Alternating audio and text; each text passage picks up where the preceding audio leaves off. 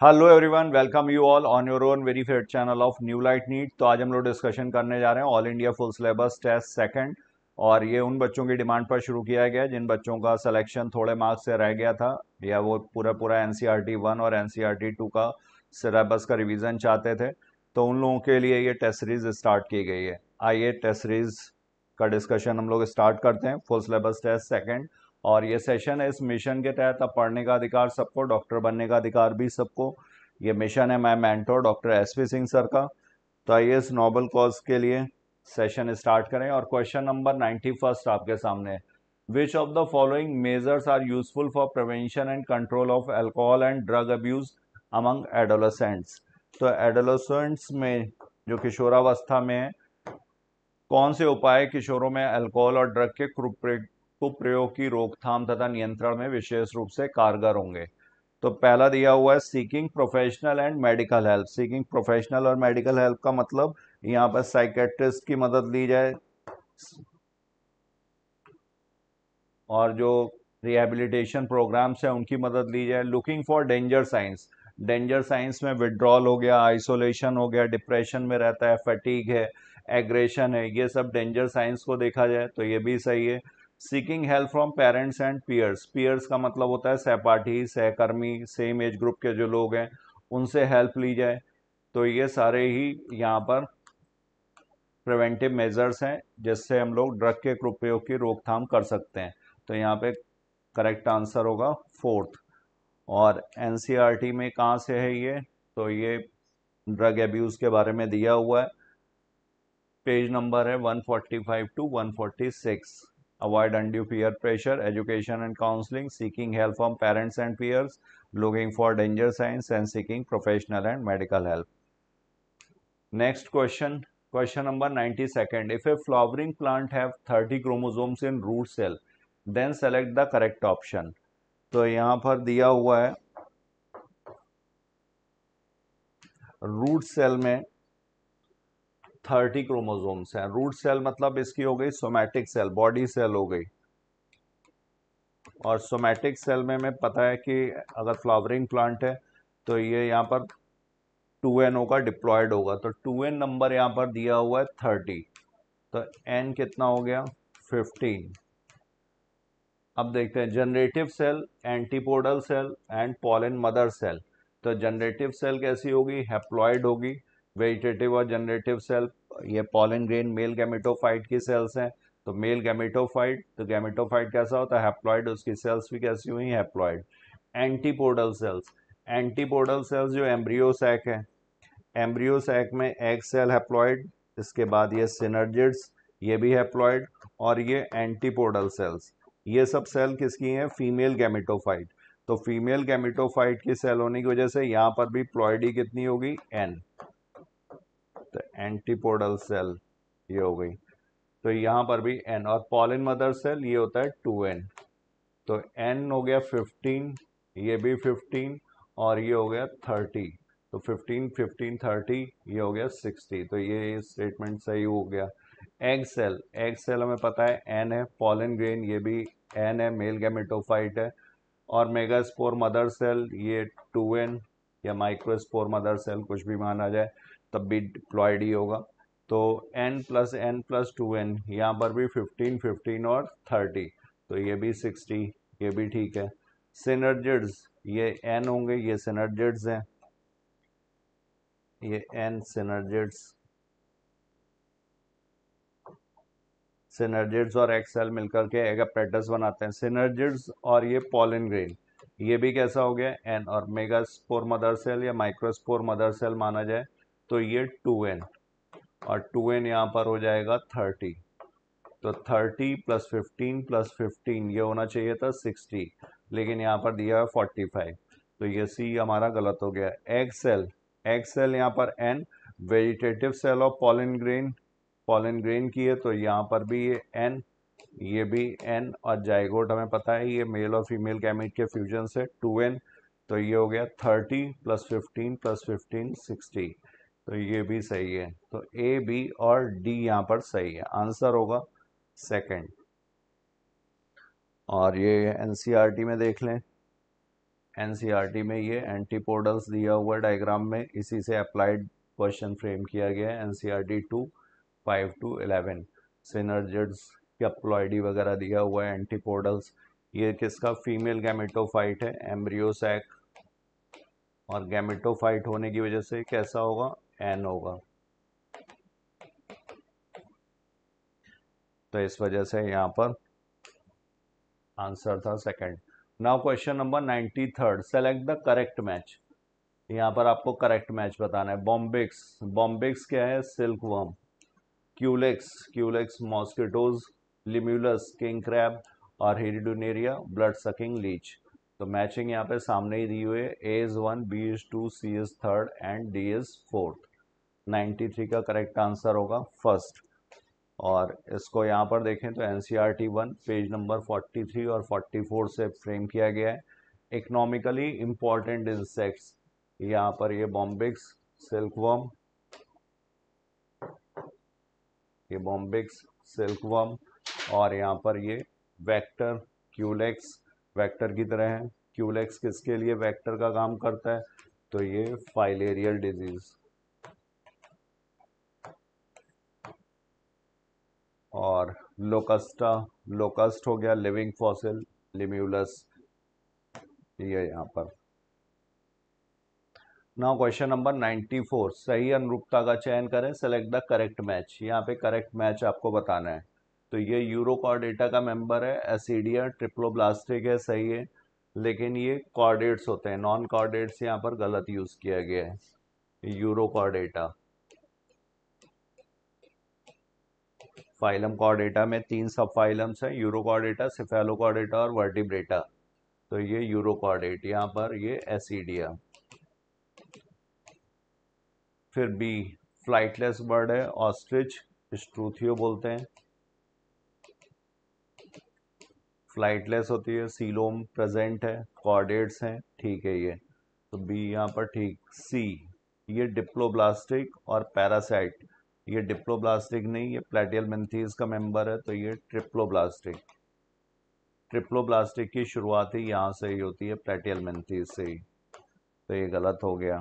और ये turtle reptilia का मेंबर है, इंटरनल फर्टिलाइजेशन शो करेगा, डेवलपमेंट डायरेक्ट होगा, तो ये सही है। बी और डी यहाँ पर सही है। ये फ्रेम किया गया question NCERT 1 page number 42 to 49। Ascidia, ये स्ट्रूथियो, ऑस्ट्रिच, ये टर्टल, चीलोन, और ये फैशियोला लिवर फ्लूक।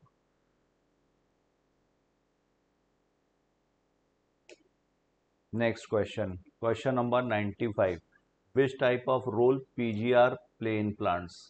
ये हो गया plant growth regulator, antagonistic, synergistic, individualistic और ऑल। तो एंटागोनिस्टिक में हार्मोन्स इनके अपोजिट एक्शन होते हैं। अपोजिट एक्शन, जैसे अगर हम लोग अपाइकल डोमिनेंस लें, तो अपाइकल डोमिनेंस अगर फीचर देखा जाएगा तो ऑक्सिन और साइटोकाइनिन, ये कैसे हो गए, ये एंटागोनिस्टिक हो गए। ऑक्सिन अपाइकल डोमिनेंस के लिए रिस्पॉन्सिबल है, cytokinin will overcome apical dominance, तो ये अपाइकल डोमिनेंस, ये एंटागोनिस्टिक। सिनर्जिस्टिक, सिनर्जिस्टिक में जहां पर एक दूसरे के फंक्शन को कंट्रीब्यूट करें, तो ये हो गया सिनर्जिस्टिक। अगर इसी में सेल डिवीजन देखा जाए तो सेल डिवीजन में ऑक्सिन और साइटोकाइनिन, ये दोनों सिनर्जिस्टिक टाइप का एक्शन है। इंडिविजुअलिस्टिक, इंडिविजुअलिस्टिक का मतलब हुआ यूनिक सेट,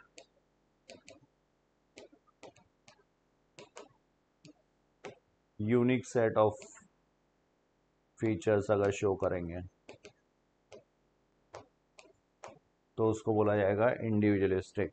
जैसे अगर बात की जाए जिब्रेलिन की, तो जिब्रेलिन में माल्टिंग, बोल्टिंग, ये क्या होगा, ये इसका यूनिक फीचर है,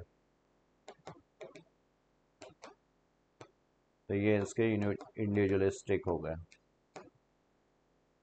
और अगर जिब्रेलिन को कंपेयर किया जाए एब्सिसिक एसिड के साथ, तो ये हो जाएंगे antagonistic.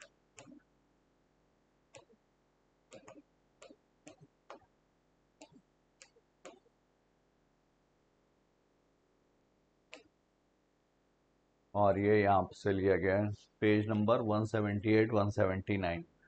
Also manifest similar effects, PGRs में सिनर्जिस्टिकली अगर सिमिलर इफेक्ट है, और एंटागोनिस्टिकली अपोजिट एक्शन है तो antagonistically. Next question, question number 96। Given below are two statement, दो स्टेटमेंट दिए हुए हैं। Many membranes bound minute vesicles called microbodies that contain various enzymes are present in both plant and animal cells, and centromere holds two chromatids of a chromosome। तो यहाँ पर ये chromatids और ये कहलाता है सेंट्रोमियर, या इसी को बोला जाता है प्राइमरी कंस्ट्रक्शन। तो ये स्टेटमेंट सही है यहाँ पर, स्टेटमेंट 2। और पहला वाला many membrane bound minute vesicle microbodies, तो माइक्रोबॉडीज हैं ग्लाइऑक्सीसोम और परऑक्सीसोम।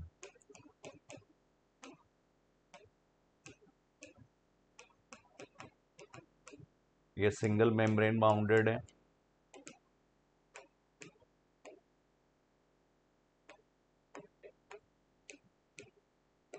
और ये यूकैरियोट्स में प्रेजेंट है। तो ये भी स्टेटमेंट सही है, statement 1 as well as statement 2। तो both statement 1 and 2 are correct. Answer हो जाएगा यहाँ पर फोर्थ। और ये क्वेश्चन फ्रेम किया गया है एनसीईआरटी 1 के पेज नंबर 101 और 103 से।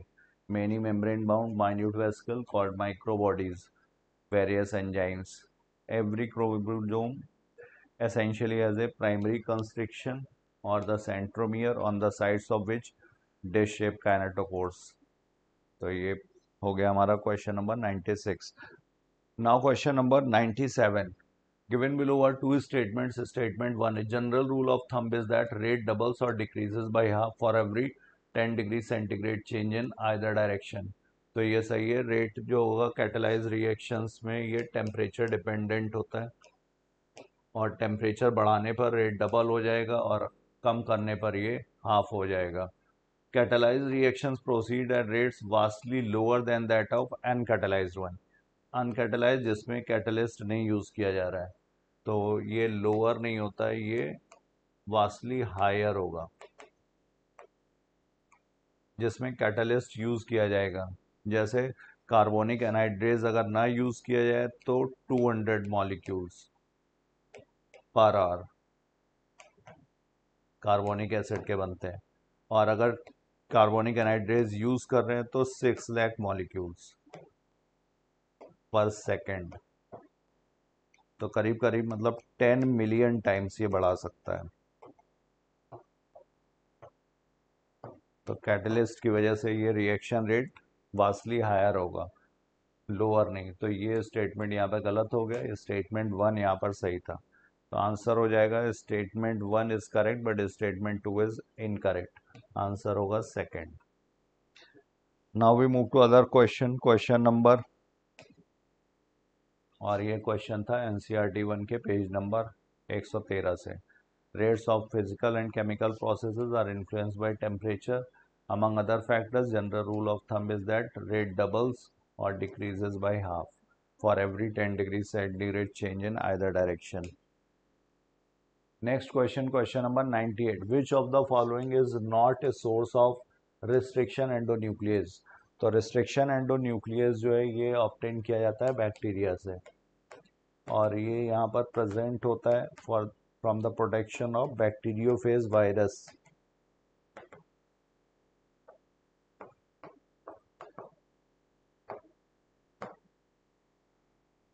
और इसी का यूज किया जाता है जेनेटिक इंजीनियरिंग में।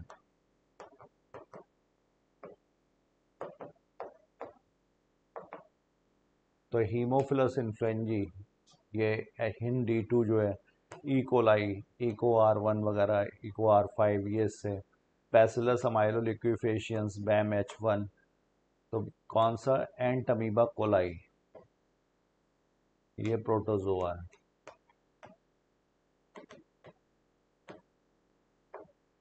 तो आंसर होगा यहाँ पर third. NCERT 2 page number 165 168. The two enzymes responsible for restricting the growth of bacteriophage in E. coli were isolated methyl groups and the other cut DNA. The latter was called restriction endonuclease. तो जो cut करता था उसको हम लोग बोलते हैं restriction endonuclease. Next, select the correct option for the given diagram. तो ये डायग्राम किसका है? ये जेल इलेक्ट्रोफोरेसिस का है।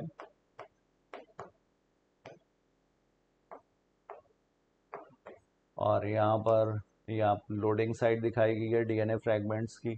ये वेल है जहाँ पर डीएनए को लोड किया जाएगा, और ये लार्जर फ्रैगमेंट है, यहाँ पर ये स्मॉलर फ्रैगमेंट।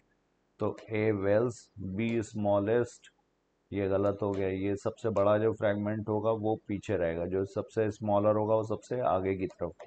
तो ये भी गलत है, यहाँ पर ये सही था। और डीएनए चूंकि कैसा होता है, निगेटिवली चार्ज्ड, इसलिए किस इलेक्ट्रोड की तरफ मूव करेगा? पॉजिटिव इलेक्ट्रोड की तरफ। ये यहाँ पर निगेटिव इलेक्ट्रोड, तो पॉजिटिव को बोलेंगे एनोड। और यहाँ पर जो मीडियम यूज किया जाता है वो एगरोज जेल।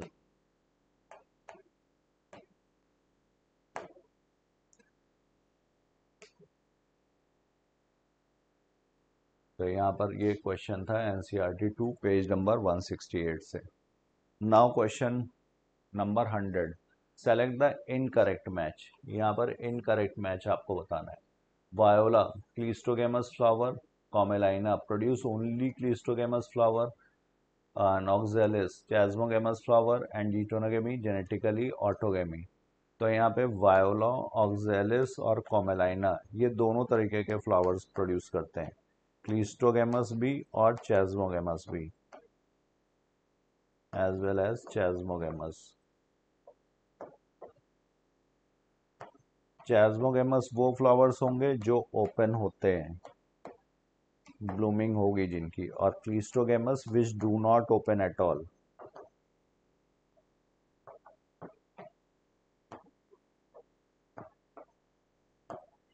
जो हमेशा क्लोज रहते हैं। तो यहाँ पर कॉमेलाइना प्रोड्यूस ओनली क्लीस्टोगेमस, ये गलत है। ये सही था, वायोला में क्लीस्टोगेमस फ्लावर, ऑक्जेलिस में चैस्मोगेमस फ्लावर, ओनली नहीं लिखा हुआ है। और जीटोनोगेमी, जीटोनोगेमी क्या है? जीटोनोगेमी में एक ही प्लांट पे जब दो फ्लावर्स हैं तो इसका पॉलन अगर यहाँ तक पहुँचेगा तो ये कहलाता है जीटोनोगेमी। अगर इसका पॉलन इसी की स्टिग्मा पर लैंड कर जाए तो ये होता है ऑटोगेमी। और अगर प्लांट भी डिफरेंट हो और फ्लावर भी डिफरेंट हो तो इसको बोलते हैं जीनोगेमी। तो यहाँ पर जीटोनोगेमी होगा जो जेनेटिकली कैसा हुआ? ऑटोगेमी, क्योंकि प्लांट सेम है। तो ये स्टेटमेंट भी सही था, सिर्फ गलत हुआ यहाँ पर second.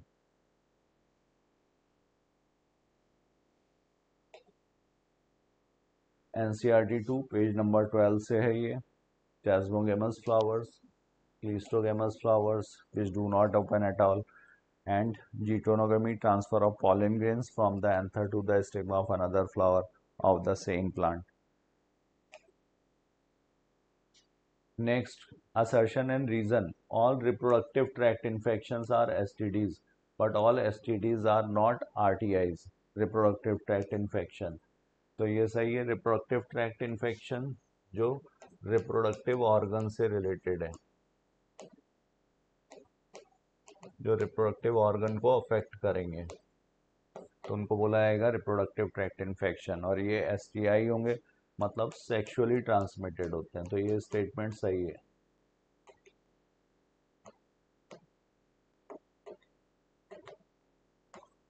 But all STDs are not RTI, लेकिन सारी STDs जो हैं वो RTI नहीं है। Among the common STIs, gonorrhea, syphilis, genital herpes, chlamydiasis, hepatitis B, AIDS, etc. Hepatitis B and AIDS are not infections of the reproductive organs, though their mode of transmission could be through sexual contact also. तो यहाँ पर ये assertion सही दिया हुआ है, reason भी सही दिया है, और रीज़न इसका एक्सप्लेनेशन भी है, क्योंकि हेपेटाइटिस बी जो होगा ये मेनली लिवर को अफेक्ट करता है, और एड्स जो होगा ये ओवरऑल इम्यूनिटी को अफेक्ट करता है।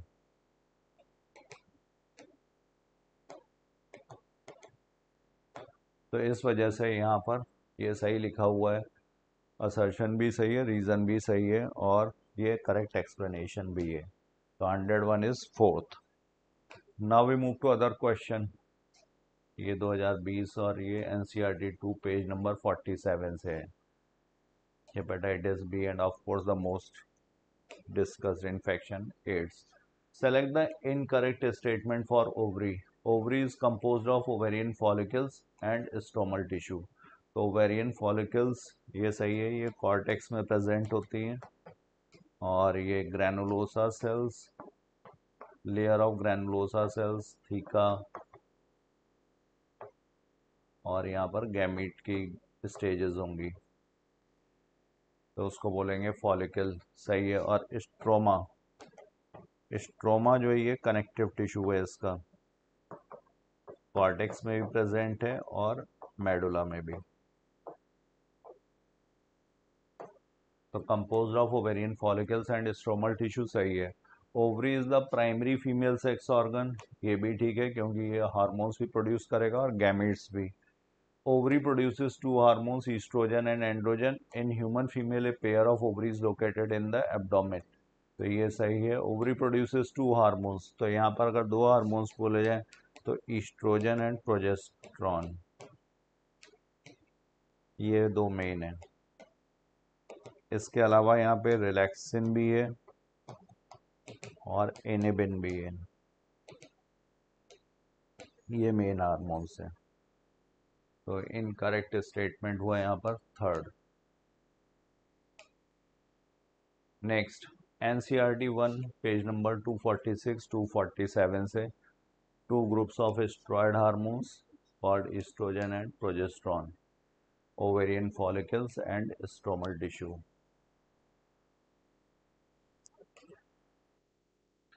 Now question number 103, select the incorrect match. यहाँ पर आपको इनकरेक्ट मैच बताना है। अर्थवर्म, फार्मर्स फ्रेंड, सही है ये। अर्थवर्म डेट्रिटिवोर्स, ये भी ठीक है, ये फ्रेगमेंटेशन वाले स्टेप के लिए रिस्पॉन्सिबल है। फ्रेगमेंटेशन में क्या होता है, फ्रेगमेंटेशन में यहाँ पर जो डेट्रिटस है ये स्मॉलर पार्टिकल्स में ब्रेक होगा, तो ये सही है। बैक्टीरिया कैटाबॉलिज्म, ये डेट्रिटस को इनऑर्गेनिक सब्सटेंसेस में,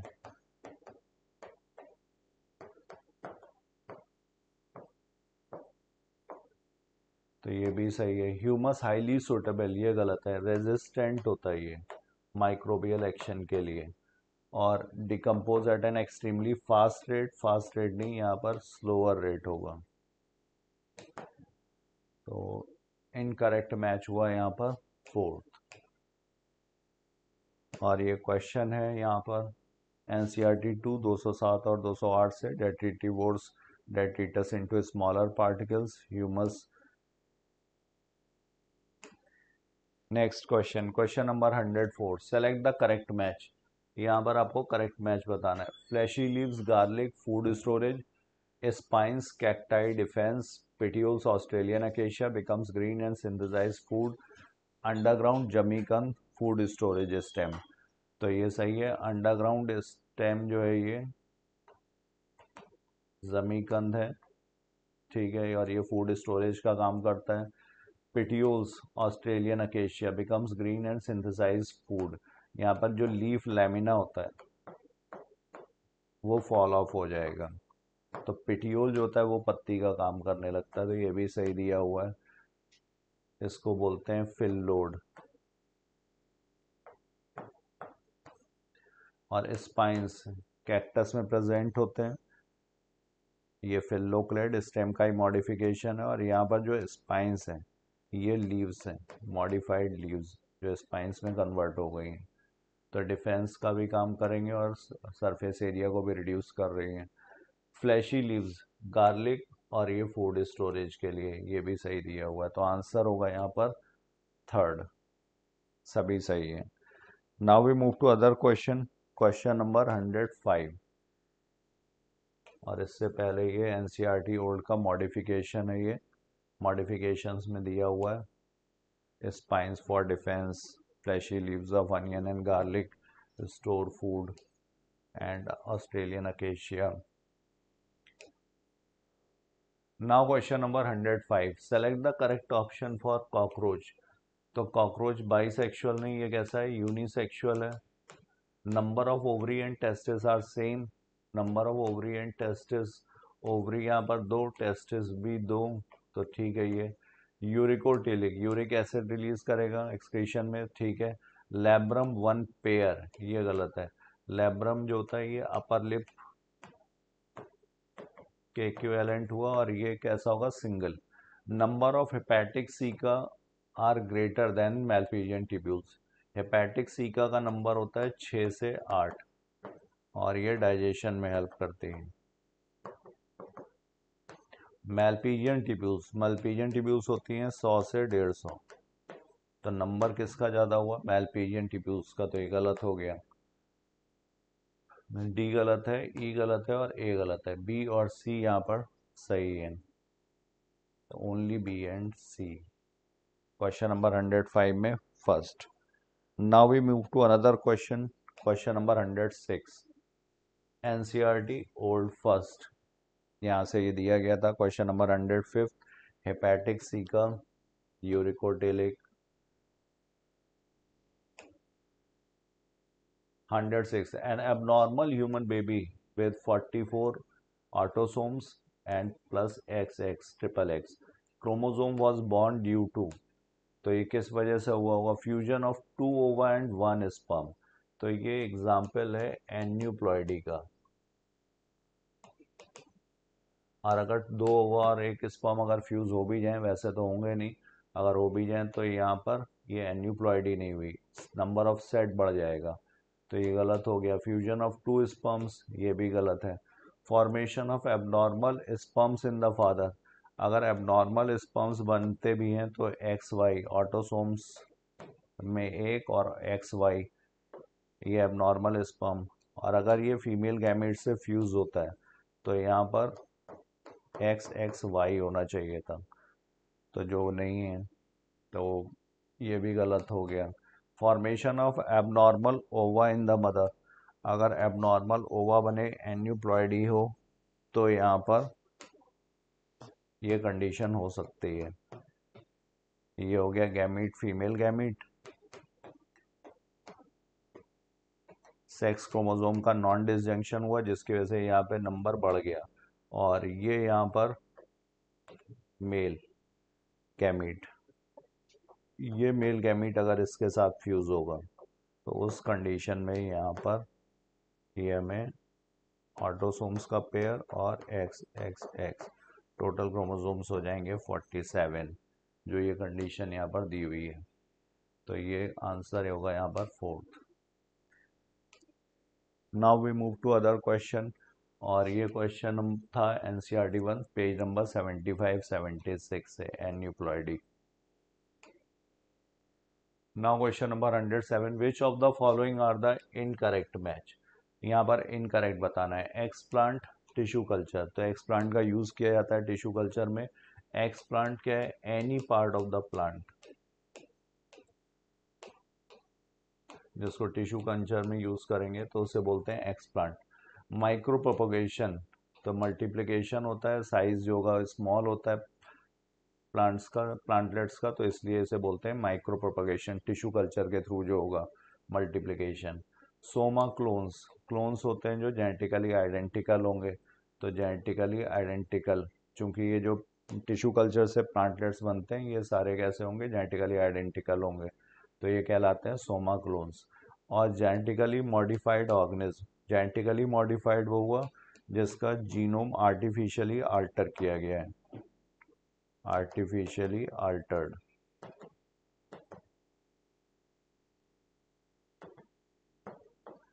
तो ओनली प्लांट्स एंड एनिमल्स, ये गलत है। इसमें प्लांट्स, एनिमल्स और इसके अलावा भी ऑर्गेनिज्म हो सकते हैं जिनके साथ भी जेनेटिक मैनिपुलेशन किया गया हो। तो 107 का correct in according to the question answer होगा फोर्थ। और ये एनसीईआरटी 2 178 और 179 explant, tissue culture, micropropagation, somaclones. Now question number 108, select the chemical in which carboxyl groups are present. तो कार्बोक्सिल ग्रुप्स किसमें, एलानिन, ये amino acid है, यहाँ पे कार्बोक्सिल ग्रुप प्रेजेंट है। एडेनिलिक एसिड, ये न्यूक्लियोटाइड है, और न्यूक्लियोटाइड में 3 कंपोनेंट्स होते हैं, नाइट्रोजन बेस, शुगर और phosphate. Nitrogen base plus sugar plus phosphate, तो ये एडेनिलिक एसिड यहाँ पर गलत है। आराकिडोनिक एसिड, ये अनसैचुरेटेड फैटी एसिड है।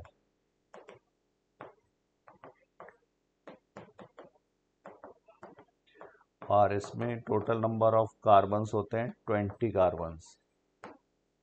और एस्पार्टिक एसिड, एस्पार्टिक एसिड भी अमाइनो एसिड है, एसिडिक अमाइनो एसिड, तो यहाँ पर भी होगा, यहाँ पर भी। तो ए, सी और D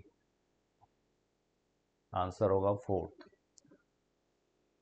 now we move to other question, question number 100। और इससे पहले 108 का ये पेज नंबर देख लें, 106 और 107 पर दिया हुआ है। Saturated and unsaturated, arachidonic acid, carboxylic group. Next question number 109, given below are 2 statements. 2 statement दिए हुए हैं। Binding of oxygen with haemoglobin is primarily related to partial pressure of oxygen, ये सही है। ऑक्सीजन हीमोग्लोबिन डिसोसिएशन कर्व अगर हम लोग देखें तो यहाँ पे पार्शियल प्रेशर ऑफ ऑक्सीजन, और इस एक्सेस पर लेते हैं हम लोग percentage saturation of haemoglobin with oxygen, और इसका कर्व आता है सिग्मॉइड शेप में। तो primarily related to partial pressure of oxygen, ये तो सही है। पैराबोलिक कर्व, ये गलत है, ये सिग्मॉइड कर्व है। तो यहाँ पर statement 1 is correct but statement 2 is incorrect, answer होगा सेकंड। और ये क्वेश्चन था यहाँ से NCERT 1 page number 189। Oxyhaemoglobin reversible manner में बाइंड करती है, सिग्मॉइड कर्व इज ऑब्टेन्ड।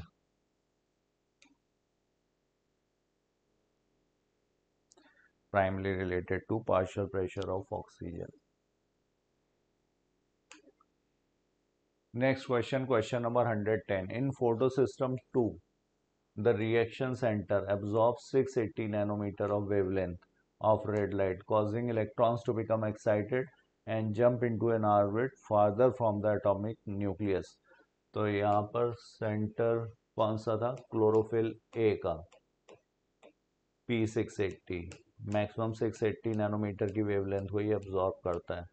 और अगर फोटो सिस्टम 1 हो तो फोटो सिस्टम 1 में रिएक्शन सेंटर होता है P700। यहाँ पर जो क्लोरोफिल ए का मॉलिक्यूल है वो 700 नैनोमीटर वेवलेंथ को मैक्सिमम को एब्जॉर्ब करेगा, तो यहाँ पर आंसर हुआ फर्स्ट। और ये एनसीईआरटी 1 पेज नंबर 138 से, photo system 2, the reaction center chlorophyll A absorbs 680 nanometer wavelength of red light. Now question number 111, which is involved in gel electrophoresis। तो जेल इलेक्ट्रोफोरेसिस में, जेल इलेक्ट्रोफोरेसिस किस लिए use करते हैं, तो जेल इलेक्ट्रोफोरेसिस डीएनए के fragments, RNA के fragments, protein के फ्रेगमेंट्स को सेपरेट करने के लिए, तीनों के लिए यूज़ होता है। और इसमें इलेक्ट्रिक फील्ड में जब इसको अप्लाई करते हैं तो यहाँ पर डीएनए फ्रैगमेंट्स जो होते हैं पॉजिटिव इलेक्ट्रोड एनोड की तरफ मूव करते हैं, क्योंकि डीएनए कैसा है, निगेटिवली चार्ज।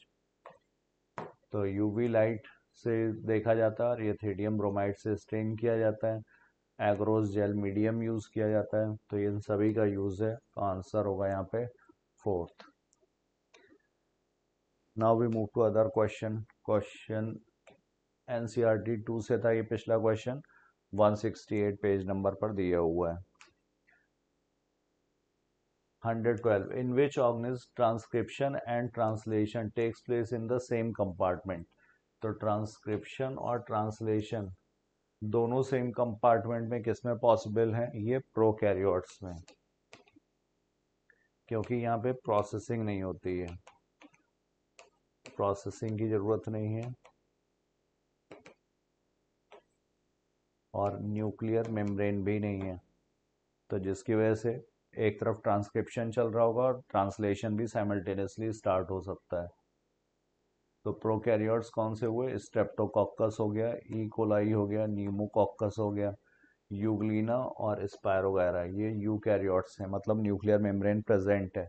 तो यहाँ पे फुल्ली प्रोसेस्ड एचएनआरएनए जो होता है एमआरएनए बनने के बाद ही बाहर आता है, तो इसलिए ट्रांसक्रिप्शन और ट्रांसलेशन कपल्ड नहीं होंगे इन दो में, बाकी इनमें होंगे। तो स्टेप ए, सी और डी आंसर होगा यहाँ पे first. Now we move to other question, question number 113, और ये एनसीईआरटी 2 पेज नंबर 94 से। Does not require any processing to become active, transcription and translation can be coupled in bacteria. Question number 113. Given below are two statements. The menstrual flow results due to breakdown of endometrial lining of the uterus. तो menses जब होते हैं 3 से 5 दिन, तो यहाँ पर ये menstrual flow किसकी वजह से, ये endometrial का breakdown होता है, लगभग लगभग 1/3 of endometrium is lost। और ये किसकी वजह से होता है, तो ये withdrawal of progesterone।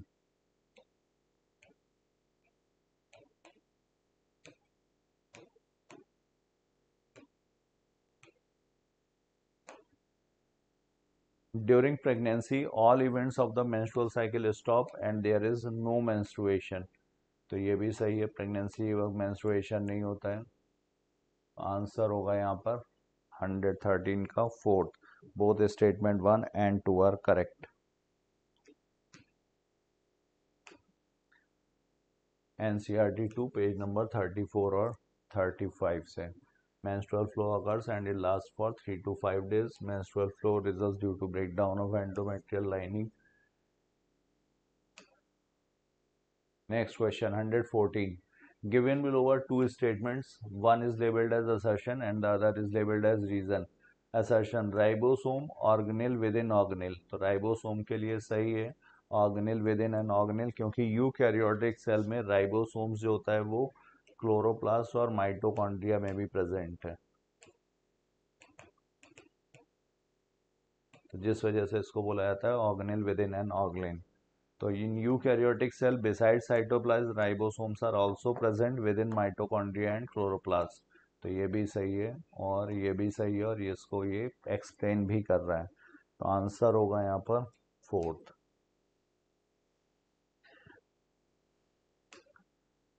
और ये एनसीईआरटी 1 पेज नंबर 88 से। नॉन मेम्ब्रेन बाउंड ऑर्गेनेल्स है, सारे में प्रेजेंट है, eukaryotic as well as prokaryotic cell, not only but also within the two organelles, chloroplast and mitochondria. Now question number 115. Jawless fish probably evolved around 350 million years ago. What is the meaning of MYA? तो MY यहाँ ए क्या हो गया, million years ago, million मतलब 10 लाख साल पहले। तो NCERT 2 page number 121 122 पर दिया हुआ है ये। Now question number 116. In plants there are several reasons why plants can get along without respiratory organs. तो plants में specialized respiratory organs नहीं है जैसे हम लोगों में है, तो इसके reasons क्या हैं? तो reason है पहला, root stem and leaf respire at rates far lower than animals do। एक तो respiratory rate बहुत slow है। दूसरा, when cells photosynthesize, ऑक्सीजन यहाँ पे बाई प्रोडक्ट के फॉर्म में रिलीज होता है, तो जिसकी वजह से इनको दिक्कत नहीं है। The distance that gases must diffuse even in large bulky plants is not great. तो ये भी यहाँ पर सही दिया हुआ है। और जो लिविंग सेल्स हैं वो सरफेस पर ही होती हैं, जिसकी वजह से ये डायरेक्ट कांटेक्ट में है। और स्टेम में जो बल्की पार्ट है भी, जो सेंट्रल होता है वो डेड सेल्स का बना हुआ है, तो इनको ऑक्सीजन की ज़रूरत ही नहीं है। तो ये कुछ रीजंस हैं जिनकी वजह से यहाँ पर प्लांट्स जो हैं बिना रेस्पिरेटरी ऑर्गन के भी काम चला लेते हैं। तो 116 का करेक्ट आंसर होगा फोर्थ। और NCERT 1 page number 227 and 228. Several reasons why plants get along without respiratory organs. Select the incorrect match. यहाँ पर आपको इनकरेक्ट मैच बताना है। ये कार्टिलेज का है डायग्राम, ये बोन का। तो टिप ऑफ नोज कार्टिलेज जो होगा टिप ऑफ नोज पर भी, और यहाँ पर कैसा होता है इलास्टिक कार्टिलेज है।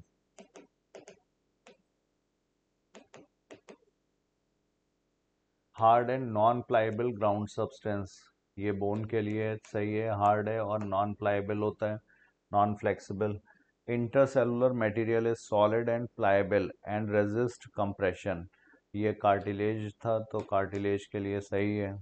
फाइबरलेस टिश्यू, ये गलत है, बोन में फाइबर्स प्रेजेंट होंगे, कनेक्टिव टिश्यू में फाइबर्स होते हैं। सिर्फ ब्लड है जहाँ पर फाइबर्स एब्सेंट है। कनेक्टिव टिश्यू का example without fibres is blood. तो 117 का करेक्ट आंसर होगा fourth.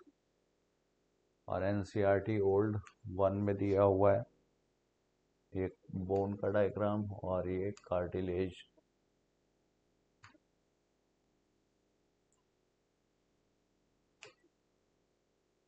Now question number 118. How many hydrogen bonds are present in the given sample of DNA? तो AT यहाँ पर ये होते हैं 2, तो ये 4 हैं, तो ये हो गए 8। और इसके अलावा GC ये हैं 5, तो 5 में यहाँ पर होते हैं 3, ये हो गए 15। तो टोटल हाइड्रोजन बॉन्ड्स हो गए 23। G और C के बीच में 3 हाइड्रोजन बॉन्ड्स हैं, ग्वानिन और साइटोसिन, और एडेनिन और थायमिन इनमें 2 हाइड्रोजन बॉन्ड्स हैं। तो इस वजह से यहाँ पे 2 और यहाँ पर ये 3, तो टोटल हो गया 23।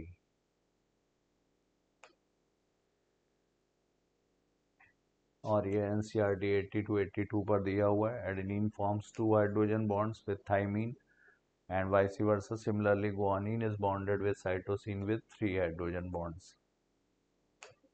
Question number 119. Given below are 2 statements. Statement 1, sometimes for certain ecological investigation there is no need to know the absolute population density, relative density serve the purpose equally well. तो ये सही है। वैसे तो टोटल नंबर जो है count किया जाता है वो पॉपुलेशन डेंसिटी का सबसे ज़्यादा अप्रोप्रिएट मेथड है, लेकिन रिलेटिव डेंसिटी भी कहीं कहीं पर, जैसे फिशेस लेक में अगर काउंट करनी हो तो सारी फिश काउंट ना करके नंबर ऑफ फिशेस कॉट पर ट्रैप, एक बार में कितनी फंसी है, इससे हम लोग रिलेटिव डेंसिटी कैलकुलेट कर सकते हैं। तो ये स्टेटमेंट सही है। Statement 2, under normal conditions immigrations are the most important factor influencing population density. तो ये नॉर्मल कंडीशंस में नहीं, नॉर्मल कंडीशंस में क्या होता है, इमिग्रेशन ना होकर के बर्थ एंड डेथ, ये फैक्टर्स हैं जो पॉपुलेशन डेंसिटी को अफेक्ट करेंगे। और अगर इमिग्रेशन की बात की जाएगी तो newly populated area which is recently being colonised, वहाँ पर ये इमिग्रेशन होगा। तो ये सही है और ये स्टेटमेंट यहाँ पर गलत है इमिग्रेशन की वजह से। तो आंसर होगा यहाँ पर second.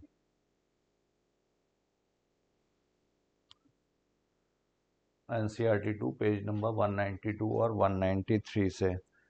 Now question number 120. The more solar energy available in the tropics. The tropics are situated near the equator. As one moves from the equator to the polar region, the length of the day decreases and the length of the night increases. The length of day and night are the same at the equator. तो ये सही statement है। ये equator reason हुआ है, यहाँ पर solar energy ज़्यादा अवेलेबल होगी, और ये पोलर रीजन, यहाँ पर नाइट ज़्यादा लंबी, the length of the day decreases. तो इस वजह से the more solar energy available in the tropics, ये सही दिया हुआ है और रीज़न भी इसका सही दिया है। तो both assertion and reason are correct and reason is the correct explanation. इसी वजह से इक्वेटर में बायोडाइवर्सिटी सबसे ज़्यादा। और जैसे जैसे हम पोलर रीजन की तरफ जाएंगे तो बायोडाइवर्सिटी विल डिक्रीज।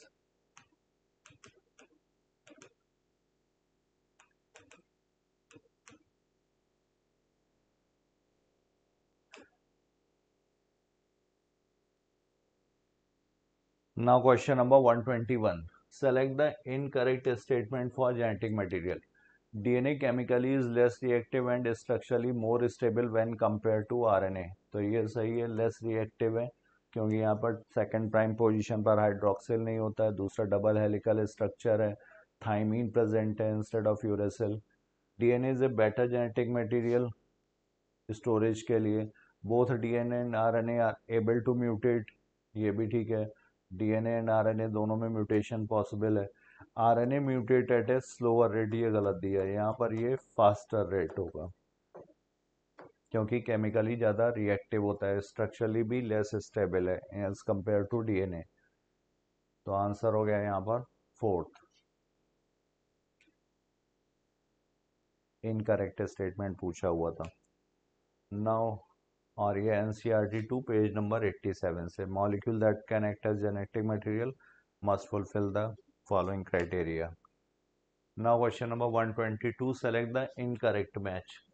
तो यहाँ पे ये ब्लड वेसल्स में लेयर्स बताई हुई, ट्यूनिका इंटिमा ये squamous endothelium, tunica media smooth muscle की बनी हुई है, ट्यूनिका एक्सटर्ना जो बाहर की तरफ होगी फाइब्रस कनेक्टिव टिश्यू सही है, tunica media absent in artery, artery में एक्चुअली जो ट्यूनिका मीडिया होती है ज़्यादा थिकर है इन कंपेरिजन टू वेन्स, क्योंकि ये लेफ्ट वेंट्रिकल के ज़्यादा पास होंगी तो ज़्यादा प्रेशर इनको बियर करना है।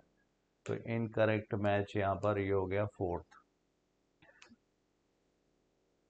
एनसीईआरटी 1 पेज नंबर 201 पर। Tunica intima, tunica externa, tunica media is comparatively thin in the veins. Select the correct option for androecium को दिखाया गया है करोला से एसोसिएटेड, तो ये क्या हो गया, दो डिफरेंट वर्ल्स के बीच में हो गया। तो कोहेजन नहीं, कोहेजन में सेम यूनिट्स के बीच में, सेम वर्ल के यूनिट्स के बीच में होना चाहिए था, तब ये कोहेजन का एग्जाम्पल होता है। ये अडेजन का एग्जाम्पल है। Attachment of two different floral appendages सही है। इपीपेटलस कंडीशन है, ये भी सही है। तो बी, सी और डी ये यहाँ पर सही दिए हुए। 123rd is second.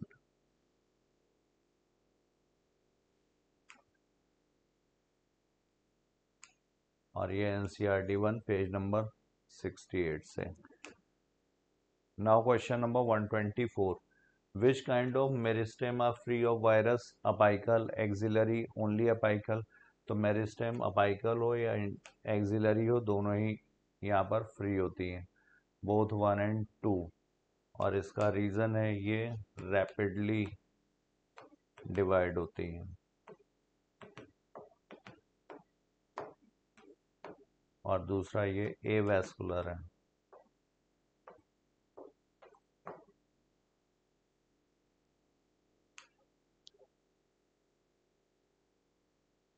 Apical and axillary is free of virus. NCERT 2 page number 178 से ये लिया गया है। Now question number 125, select the in situ conservation. तो इन सीटू में क्या होता है, नेशनल पार्क्स भी हैं, बायोस्फीयर रिजर्व्स भी हैं, 90 नेशनल पार्क्स हैं, सेक्रेड ग्रूव्स भी आते हैं, सीड बैंक ये ex situ conservation. Ex situ मतलब ऑफ साइट और इन सीटू मतलब ऑन साइट, जहाँ पर है वहीं पे उसको कंजर्व किया जाएगा। तो आंसर हुआ यहाँ पर A B C second.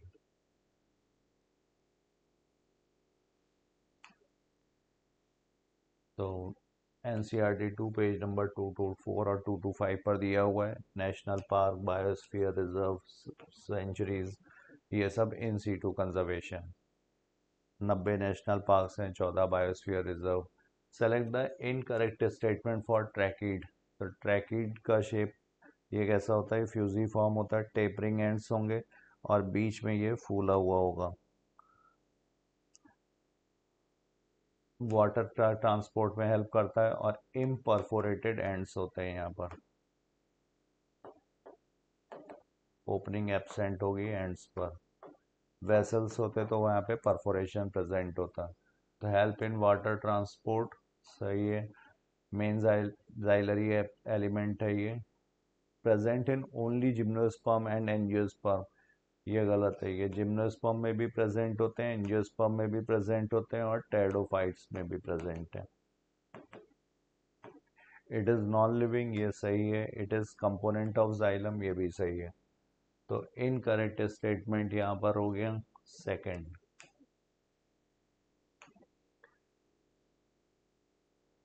NCERT old page number 87 से फ्रेम किया गया है। Now question number 127, select the incorrect statement for C4 plants. तो C4 प्लांट्स के लिए higher temperature and show higher rate of photosynthesis, ये सही है। रिस्पॉन्स टू इसके लिए टेम्परेचर ऑप्टिमम ज़्यादा होता है 30 to 40 डिग्री सेंटीग्रेड। C3 में ये 20 to 25 degree. Primary carbon dioxide acceptor is 4 carbon molecule, तो यहाँ पे 4 नहीं, यहाँ पर 3 कार्बन वाला होता है, फॉस्फोइनॉल पायरुवेट। और कार्बन डाइऑक्साइड मॉलिक्यूल जब ये एक्सेप्ट करेगा तब ये फॉस्फोइनॉल पायरुवेट चेंज होता है 4 कार्बन वाले ऑक्सैलो एसिटिक एसिड में। RuBisCO and PEPcase both are involve in carbon dioxide fixation, ये बंडल शीथ सेल्स में है और ये मीजोफिल सेल्स में है। तो ये स्टेटमेंट भी सही है। इनकरेक्ट पूछा गया है, इनकरेक्ट होगा सेकंड। ये यहाँ पर page number 145 to 150। Primary is 3 carbon molecule phosphoenol pyruvate present in the mesophyll cells. Next, select the correct statement for excretory organ in human. Lungs, liver and skin also helps in the elimination of excretory waste. सही है। The sweat and sebaceous gland in the skin can eliminate certain substances through their secretions, ये भी ठीक है। और lungs remove large amount of carbon dioxide, ये भी सही है। तो आंसर होगा यहाँ पर fourth. Role of other organs in excretion, तो lungs other than the kidneys, lungs, liver and skin also help in the elimination of excretory waste. NCERT 1 page number 213 से लिया गया है। Lungs remove large amount of carbon dioxide 200 ml per minute. Question number 129, select the correct statement for hormones. It is non-nutrient chemical, सही है। Hormones are only steroidal proteinaceous, ये गलत हो गया। ये स्टेरॉयड भी हो सकते हैं, प्रोटीन के भी हो सकते हैं, पेप्टाइड भी हो सकते हैं और अमाइनो एसिड डिराइव्ड भी हैं। Only hyposecretion of hormones result in disease, गलत है। हाइपोसिक्रीशन और हाइपर दोनों से होते हैं। Testis and ovary are only endocrine gland, तो ये ओनली एंडोक्राइन ग्लैंड गलत है, ये हेट्रोक्राइन है। ये एंडोक्राइन फंक्शन भी है और गैमीट्स वगैरह भी प्रोड्यूस करते हैं, डक्स के थ्रू रिलीज होता है ये, तो ये भी गलत। ओनली ए, ये सही है। तो 129 का होगा third.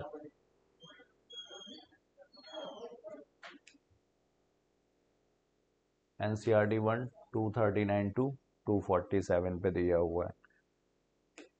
Now question number 130, select the incorrect statement for a skeletal system of human.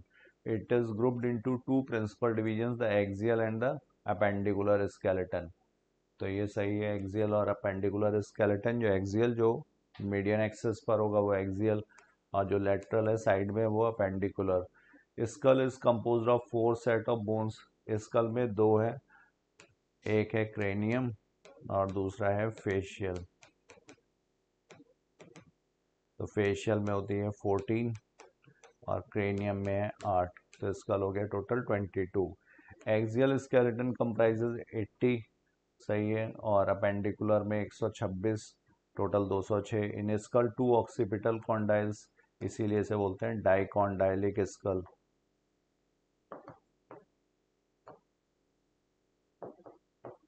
तो यहाँ पर इनकरेक्ट होगा सेकंड 130। नाउ क्वेश्चन नंबर 131, और इससे पहले ये इसका पेज नंबर 224 और 225 पे दिया हुआ है। 131 the loss of biodiversity can be prevented by practice of recycling waste paper, सही है. prevent over exploitation of medicinal and commercial plants, over exploitation भी reason है. generating awareness among the public on the importance of biodiversity conservation through skits, screening of films, lecture etc. तो ये यहाँ पर ये सारे ही बायोडाइवर्सिटी लॉस को कम करने के लिए रिस्पॉन्सिबल होंगे. In general, in a region may lead to decline in plant production, lowered resistance, increased variation. तो ये NCERT 2 पेज नंबर 222 पर दिया हुआ है और NCERT के एग्जाम्पलर से ये क्वेश्चन है. Now question number 132. The cultivation and management of ornamental and especially flowering plants are called as. तो ornamental और फ्लावरिंग प्लांट्स, इसके लिए वर्ड यूज करेंगे फ्लोरिकल्चर. सेरिकल्चर जो होता है कल्टीवेशन ऑफ सिल्कवर्म.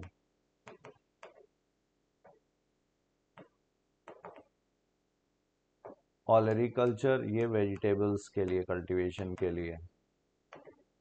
और पिसिकल्चर यहाँ पर fishes.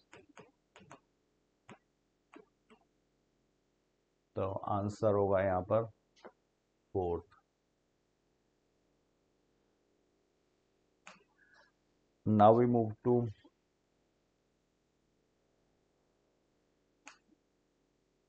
question number 133. Select the incorrect statement for thymus gland. It plays a major role in the development of the immune system. सही है ये, क्योंकि ये यहाँ पर बी सेल्स और टी सेल्स दोनों के लिए रिस्पॉन्सिबल है. टी सेल्स का एक्टिवेशन होता है थाइमस में, ह्यूमोरल और सेल मीडिएटेड इम्यूनिटी से रिलेटेड है. This gland secretes the steroidal hormones called thymosins. ये स्टेरॉयडल यहाँ पर गलत दिया हुआ है, ये स्टेरॉयडल नहीं होगा. The thymus is degenerated in old individuals. सही है, ये धीरे धीरे ये श्रिंक होने लगती है, इसीलिए इम्यूनिटी भी वीक होने लगेगी. It is the lobular structures located between lungs behind sternum on the ventral side of aorta. तो ये सही है, स्टर्नम के डॉर्सल साइड पे और एओर्टा के वेंट्रल साइड पर है. तो यहाँ पर इनकरेक्ट पूछा गया, इनकरेक्ट होगा second. Thymus NCERT 1 page number 230 पर 43 पर दिया हुआ है. पेप्टाइड हार्मोन है ये थाइमोसिन, स्टेरॉयडल गलत दिया है. Select the incorrect match. Dehydrogenase catalyse oxido reduction, ये सही है. Ligases enzyme catalysing hydrolysis. तो हाइड्रोलिसिस के लिए जो होते हैं वो हाइड्रोलेजेस. तो यहाँ पे ये लाइगेजेस गलत है. Isomerase include all enzymes catalysing interconversion of optical, geometrical और पोजिशनल आइसोमर्स. और हीम जो है ये कोफैक्टर, ये भी सही है. तो आंसर सही होगा यहाँ पर second. Haem is the prosthetic group for cofactor की तरह. NCERT 1 पेज नंबर 117 और 118. Now question number 135. In an E. coli strain, I gene mutated and its product cannot bind the inducer molecule. If the growth medium is provided with lactose, what will be the outcome? तो यहाँ पर अगर देखा जाए तो लैकोप्रोन में आई ये regulator, ये प्रमोटर, फिर ऑपरेटर और फिर स्ट्रक्चरल जीन ZYA. यहाँ पर ये बनाता है रिप्रेसर mRNA, इससे बनता है रिप्रेसर प्रोटीन. अब ये रिप्रेसर प्रोटीन जो होता है इनएक्टिवेट किया जाता है इंड्यूसर से. इंड्यूसर है यहाँ पर लैक्टोज या एलोलैक्टोज. अगर यहाँ पर कुछ म्यूटेशन हुआ है जिसकी वजह से ये इंड्यूसर से बाइंड नहीं कर पा रहा है, तो ये इनएक्टिवेट नहीं होगा और ये जा कर के ऑपरेटर से बाइंड करेगा.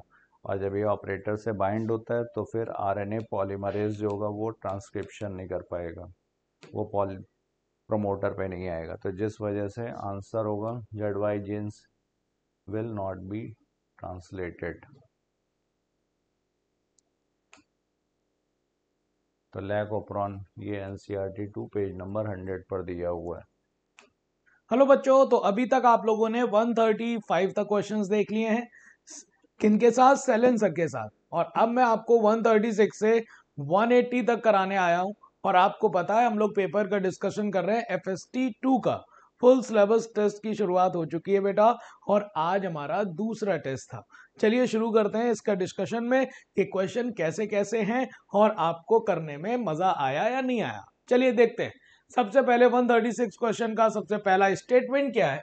Greater the BOD biological oxygen demand, greater the BOD of waste water, more is its potential polluting potential.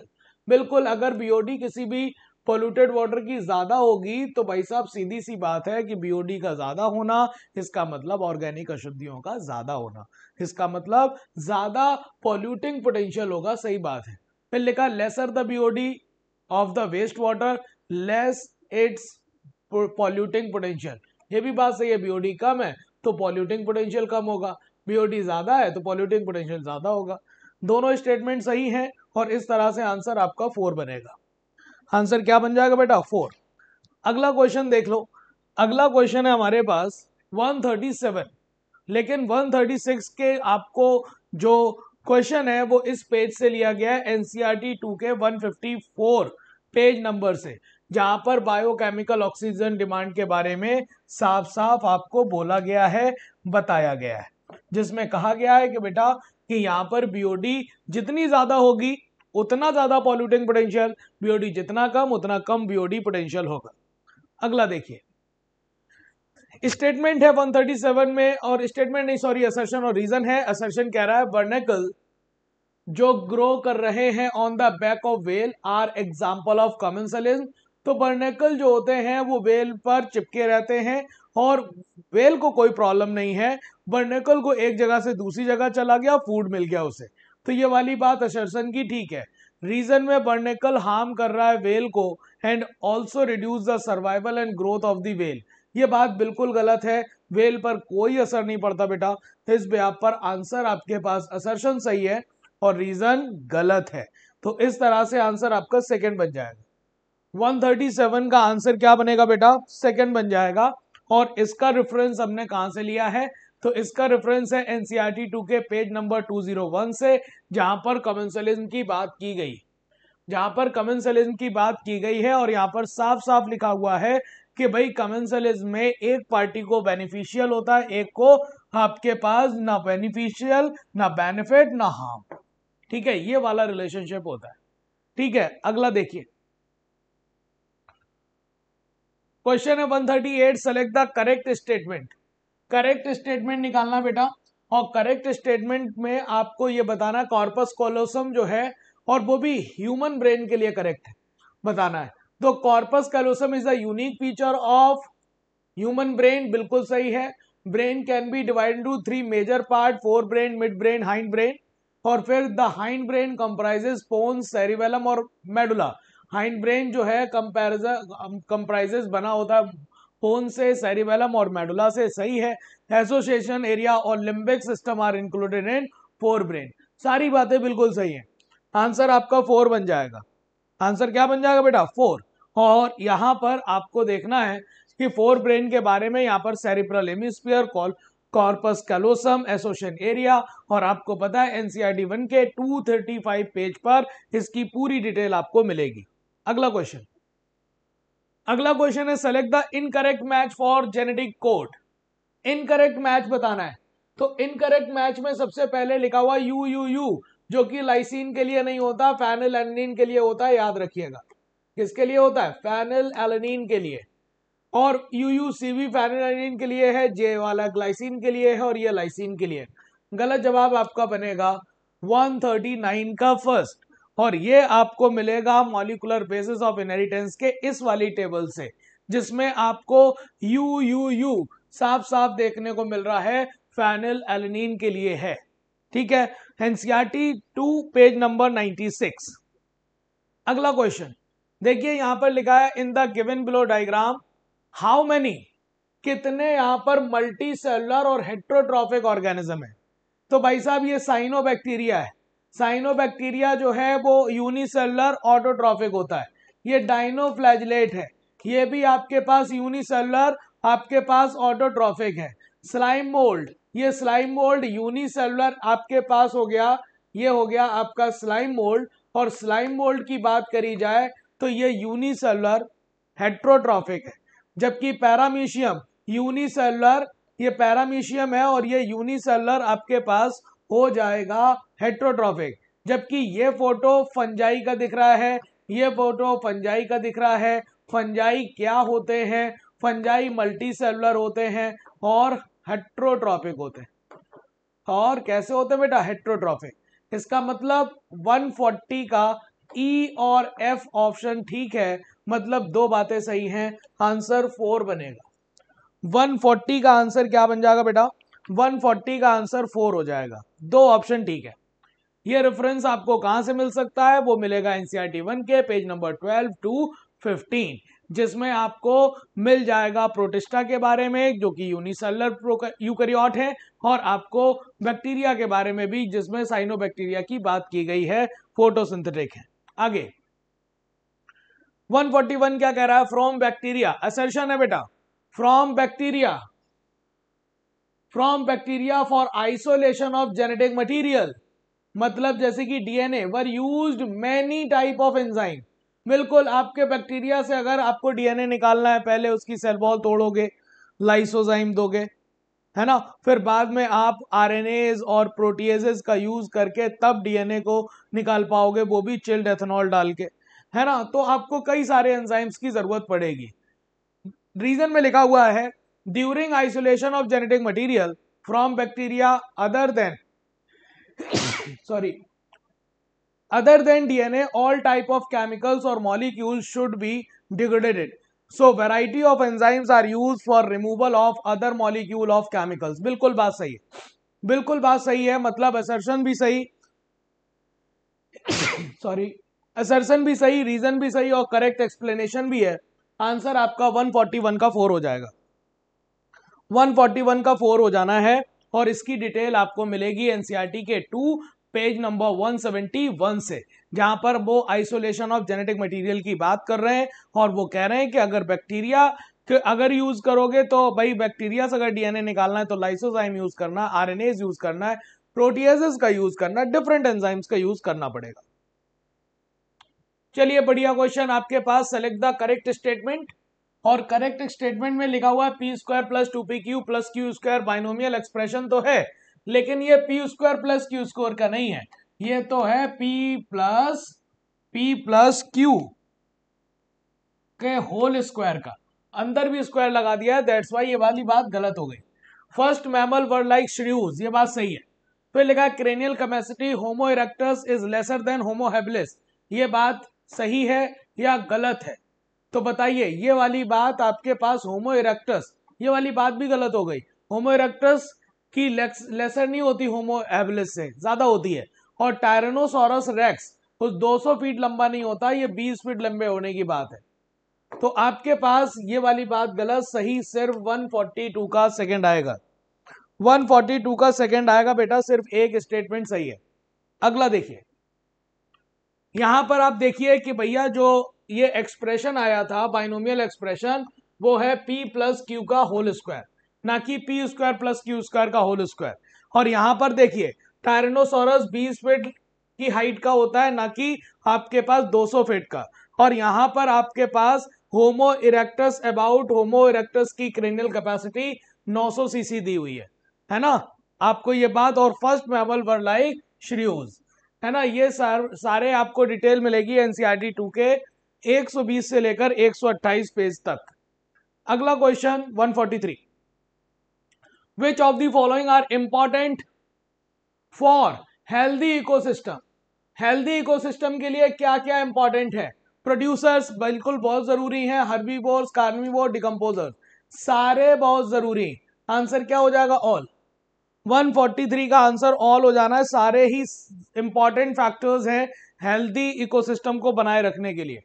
इसकी डिटेल आपको एनसीईआरटी 2 के 208 और 209 पेज से मिल जाएगी, जिसमें साफ साफ आपको लिखा रहेगा कि वेयर एज बायोटिक कंपोनेंट में प्रोड्यूसर्स, कंज्यूमर, डिकम्पोजर्स, इन सब की जरूरत है। आगे देखिए, फिर से असर्शन और रीजन की बात है, देखिए कायदे से, जहां पर असर्शन में लिखा हुआ है although reproduction and metabolism both are absent in non-living, but metabolism are defining property of living organism while reproduction are not. बिल्कुल बात सही है, कि डिफाइनिंग प्रॉपर्टी में आपके मेटाबॉलिज्म आता ना कि रिप्रोडक्शन। क्यों नहीं आता? क्योंकि ऐसे भी कुछ आपके पास लिविंग ऑर्गेनिज्म है जो रिप्रोडक्शन नहीं कर पाते, जैसे कि म्यूल हो गया, इनफर्टाइल कपल हो गया, मेल हनी भी हो गए। तो लिखा हुआ reproduction is absent in non living but some living organism like mules, sterile workers भी, infertile human couple also absent, while metabolism is present in all living organism without any exception। बिल्कुल सही बात है, assertion सही, reason सही और correct explanation भी है। आंसर क्या बनेगा? 4।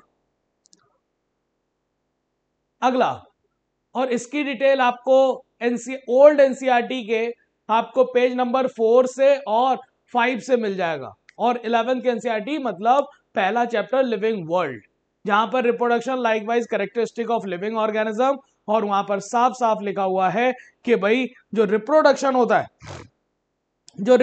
होता है वो सारे लिविंग्स में नहीं पाया जाता। चलिए अगला लिखा हुआ है कि भाई statement 1, all pathogen only nucleic acid are infectious.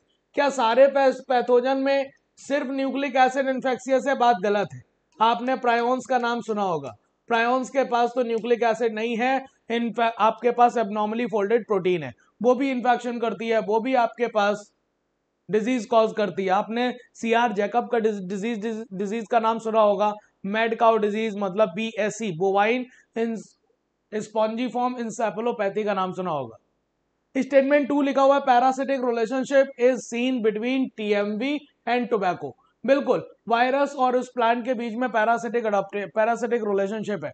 तो स्टेटमेंट 1 इज गलत और सेकंड सही है। इस तरह से आंसर 145 का थर्ड बन जाना चाहिए। आंसर 145 का क्या बन जाएगा बेटा? थर्ड। और इसकी डिटेल आपको कहां मिलेगी? वो मिलेगी एनसीईआरटी 1 के पेज नंबर 12 से लेकर 21 तक। इसमें आपको साफ साफ दिख जाएगा कि पैरासिटिक रिलेशनशिप आपको दिख रहा है टोबैको के प्लांट में TMV वायरस के जरिए। Select the correct sequence of life event of gymnosperm. Gymnosperm की लाइफ साइकिल के करेक्ट आपको इवेंट बताने। पहला माइक्रोस्पोरोजेनेसिस, माइक्रोस्पोर बनेगा, ठीक है। फिर differentiation of pollen grain, microspore में आपकी गैमीट मतलब माइटोसिस हुआ तो आपके 2 सेल्ड स्टेज, और फिर उसमें जनरेटिव स्टेज में हुआ। तो यहाँ पर जिम्नोस्पर्म है तो कम से कम डिवीजन तो होगा, पॉलन ग्रेन में डिफरेंशिएट हो जाएगा, फिर पॉलिनेशन होगा, फर्टिलाइजेशन होगा, जाइगोट बनेगा, एम्ब्रियोजेनेसिस होगा, और डेवलपमेंट होगा multi cellular sporophytic plant body की। तो बात तो बिल्कुल सही है, ABCDEF है ना। तो आपके पास ये बिल्कुल सही सीक्वेंस है, ABCDEFG। इसकी डिटेल आपको कहां मिलेगी? मिल जाएगी एनसीईआरटी 1 के पेज नंबर 33 और 34 से, है ना। और आपको ये चैप्टर का नाम है प्लांट किंगडम। आगे देखिए 147 क्या कह रहा है? माइकोराइजा एक एसोसिएशन है किसके बीच? हायर प्लांट्स और नॉन क्लोरोफिलस फंजाई। मतलब आपके हायर प्लांट और फंजाई के बीच होता ना, और फंजाई कैसा है? क्लोरोफिलस और नॉन क्लोरोफिलस, नॉन क्लोरोफिलस होता, सही बात है। Coralloid root association between higher plant and chlorophyllous organism, बिल्कुल सही है। यहां पर क्लोरोफिलस ऑर्गेनिज्म क्या है? साइनोबैक्टीरिया। क्या है बेटा? साइनोबैक्टीरिया। इसका मतलब दोनों स्टेटमेंट सही हैं, स्टेटमेंट 1 और 2 दोनों करेक्ट हैं। आंसर 147 का 4 बनेगा। आंसर क्या बन जाएगा 147 का? 4। ये डिटेल आपको कहां मिलेगी? डिटेल मिल जाएगी एनसीईआरटी 1 के पेज नंबर 33 पर, ठीक है बेटा। अगला देखिए 148 in which plant group archegonia is present. तो आर्किगोनिया जिसमें प्रेजेंट होती है उसे हम आर्किगोनिएट कहेंगे, और जो आर्किगोनिएट है वो उसमें कौन कौन आता है? उसमें ब्रायोफाइट आते हैं, टेरडो आते हैं, जिम्नो आते हैं, एनजीओ नहीं आते, एल्गी नहीं आती। तो ABC सवाल का जवाब होगा, मतलब 148 का थर्ड हो जाएगा। 148 का क्या हो जाएगा बेटा? थर्ड। और इसकी डिटेल आपको कहां से मिल जाएगी? पेज नंबर 28 से लेकर 33 एनसीईआरटी 1, ठीक है, जहां पर आर्किगोनिया आपको देखने को मिल जाएगा। यहां पर भी आर्किगोनियम की बात कर रहे हैं, यहां पर भी आर्किगोनियम की बात कर रहे हैं, ठीक है। आगे आपको लिखा हुआ if an animals are able to maintain a constant body temperature then what is the possible feature of this organism. कह रहे हैं कि इस डिटेल से मुझे यह पता चल रहा है कि वो होम्योथर्म होम्योथर्मस एनिमल की बात कर रहा है जो वार्म ब्लडेड होते हैं, जो कैसे होते हैं, वार्म ब्लडेड, और वार्म ब्लडेड एनिमल की डिटेल बतानी है। तो लिखा हुआ may be there, may be आपके पास 3 चैम्बर्ड, तो 3 चैम्बर्ड एम्फीबिया हो गया, रेप्टाइल्स हो गए, होम्योथर्म नहीं होते। May be oviparous and development is direct, oviparous और डेवलपमेंट डायरेक्ट। ओवीपेरस मतलब अंडे दे सकते हैं, तो आपके पास बर्ड्स, आपके पास इसमें क्राइटेरिया में आ जाएंगे, 4 चैम्बर्ड हार्ट वाले में बर्ड्स और मैमल्स दोनों आ जाएंगे, होम्योथर्म होते हैं। May be mammary gland present, बिल्कुल प्रेजेंट हो सकती है, मैमल्स आ गया। May be scales are present, तो बिल्कुल इसमें बर्ड्स आ गए। तो बी सी डी ई हो गया, आंसर सेकेंड बना है। आंसर क्या बन जाएगा बेटा, सेकेंड, सेकेंड बन जाएगा बेटा। इसकी डिटेल हमें कहां मिलेगी, मिल जाएगी मैमेलिया में, मैमरी ग्लैंड्स के बारे में बात कर रहा है, उसके यूनिक फीचर दे रहा है, ठीक है। अगला 150 क्वेश्चन क्या कह रहा है, in which phylum body cavity is absent, बताओ कौन से फाइलम में बॉडी कैविटी एब्सेंट है। तो भाई साहब जो ए सिलोमेट है, और ए सिलोमेट के नाम पर सॉलिड मेसोडर्म प्लेटी में देखने को मिल रहा है, यहां पर आपको देखने को मिल जाएगी, यहां पर भी देखने को मिल जाएगी, इन सब में देखने को मिल जाएगी। तो सिर्फ आपके पास प्लेटी एलिमेंथस होगा जहां पर देखने को नहीं मिलेगी। आंसर आपका फर्स्ट बन जाएगा ए ओनली। क्या मिल जाएगा बेटा, ए ओनली। 150 देखो यहां पर आपको डिटेल कहां मिलेगी, एनसीईआरटी 1 के पेज नंबर 48 पर, जहां पर ए सिलोमेट लिखा हुआ है प्लेटी एलिमेंथस के लिए, क्योंकि यहां पर बॉडी कैविटी क्या है, एब्सेंट, ठीक है। अगला अगला क्वेश्चन करते हैं बेटा 151, और 151 क्वेश्चन कह रहा है China rose is not an example of, तो एक्टिनोमॉर्फिक में चाइना रोज एक्टिनोमॉर्फिक होता है, तो इसमें आपके पास एक्साइल प्रेजेंटेशन में भी चाइना रोज है, ट्विस्टेड में भी है, बाइसेक्सुअल फ्लावर भी चाइना रोज होता है, पॉलीएडल्फस नहीं होगा क्योंकि ये कंडीशन आपको सिट्रस में देखने को मिलेगी। इसका मतलब सिर्फ इसका जवाब होगा ओनली ई, ओनली ई। और इसकी डिटेल आपको यहां पर देखिए आपको मिल जाएगी, यहां पर सारी डिटेल पेज नंबर 62 से लेकर 65 एनसीईआरटी 1। अगला देखिए 152, phloem fibre generally absent, phloem fibre generally absent in secondary phloem but present in primary phloem, बिल्कुल गलत भाई साहब, आप कह सकते हो प्राइमरी फ्लोएम पहले, सेकेंडरी फ्लोएम बाद में। Phloem fibre is the product of secondary phloem, ना कि उसमें एब्सेंट लिखा हुआ है। यहाँ पर फिर लिखा हुआ है maturity phloem fibre lose their protoplasm and becomes dead, ये बात सही है क्योंकि लिग्निन का डिपोजिशन है। तो आपके पास 152 का पहला ऑप्शन गलत, दूसरा सही, पहला ऑप्शन गलत, दूसरा सही, इस तरह से आंसर 152 का थर्ड बन जाएगा। इसकी डिटेल आपको कहां मिलेगी, एनाटॉमी ऑफ फ्लावरिंग प्लांट से और एनसीईआरटी ओल्ड से आपको पेज नंबर 88 पर मिलेगा। अगला question, select the incorrect match, और वो भी किसके लिए, इनकरेक्ट मैच निकालना है किसके लिए, फ्रॉग के लिए। तो देखिए final digestion takes place stomach, नहीं, फाइनल डाइजेशन इंटेस्टाइन में होगा, इमल्सिफिकेशन ऑफ फैट में बाइल हेल्प करेगा, पार्शियली डाइजेस्टेड फूड को हम काइम कहते हैं, और डाइजेस्टिव ग्लैंड पेनक्रियाज है। तो गलत जवाब, तो आपका आंसर हो गया फर्स्ट। 153 का आंसर क्या बन जाएगा बेटा, फर्स्ट। डिटेल आपको मिलेगी एनसीईआरटी 1 के पेज नंबर 81 और 82 पर, जहां पर आपको फ्रॉग के बारे में पूरी बातें दी गई हैं। अगला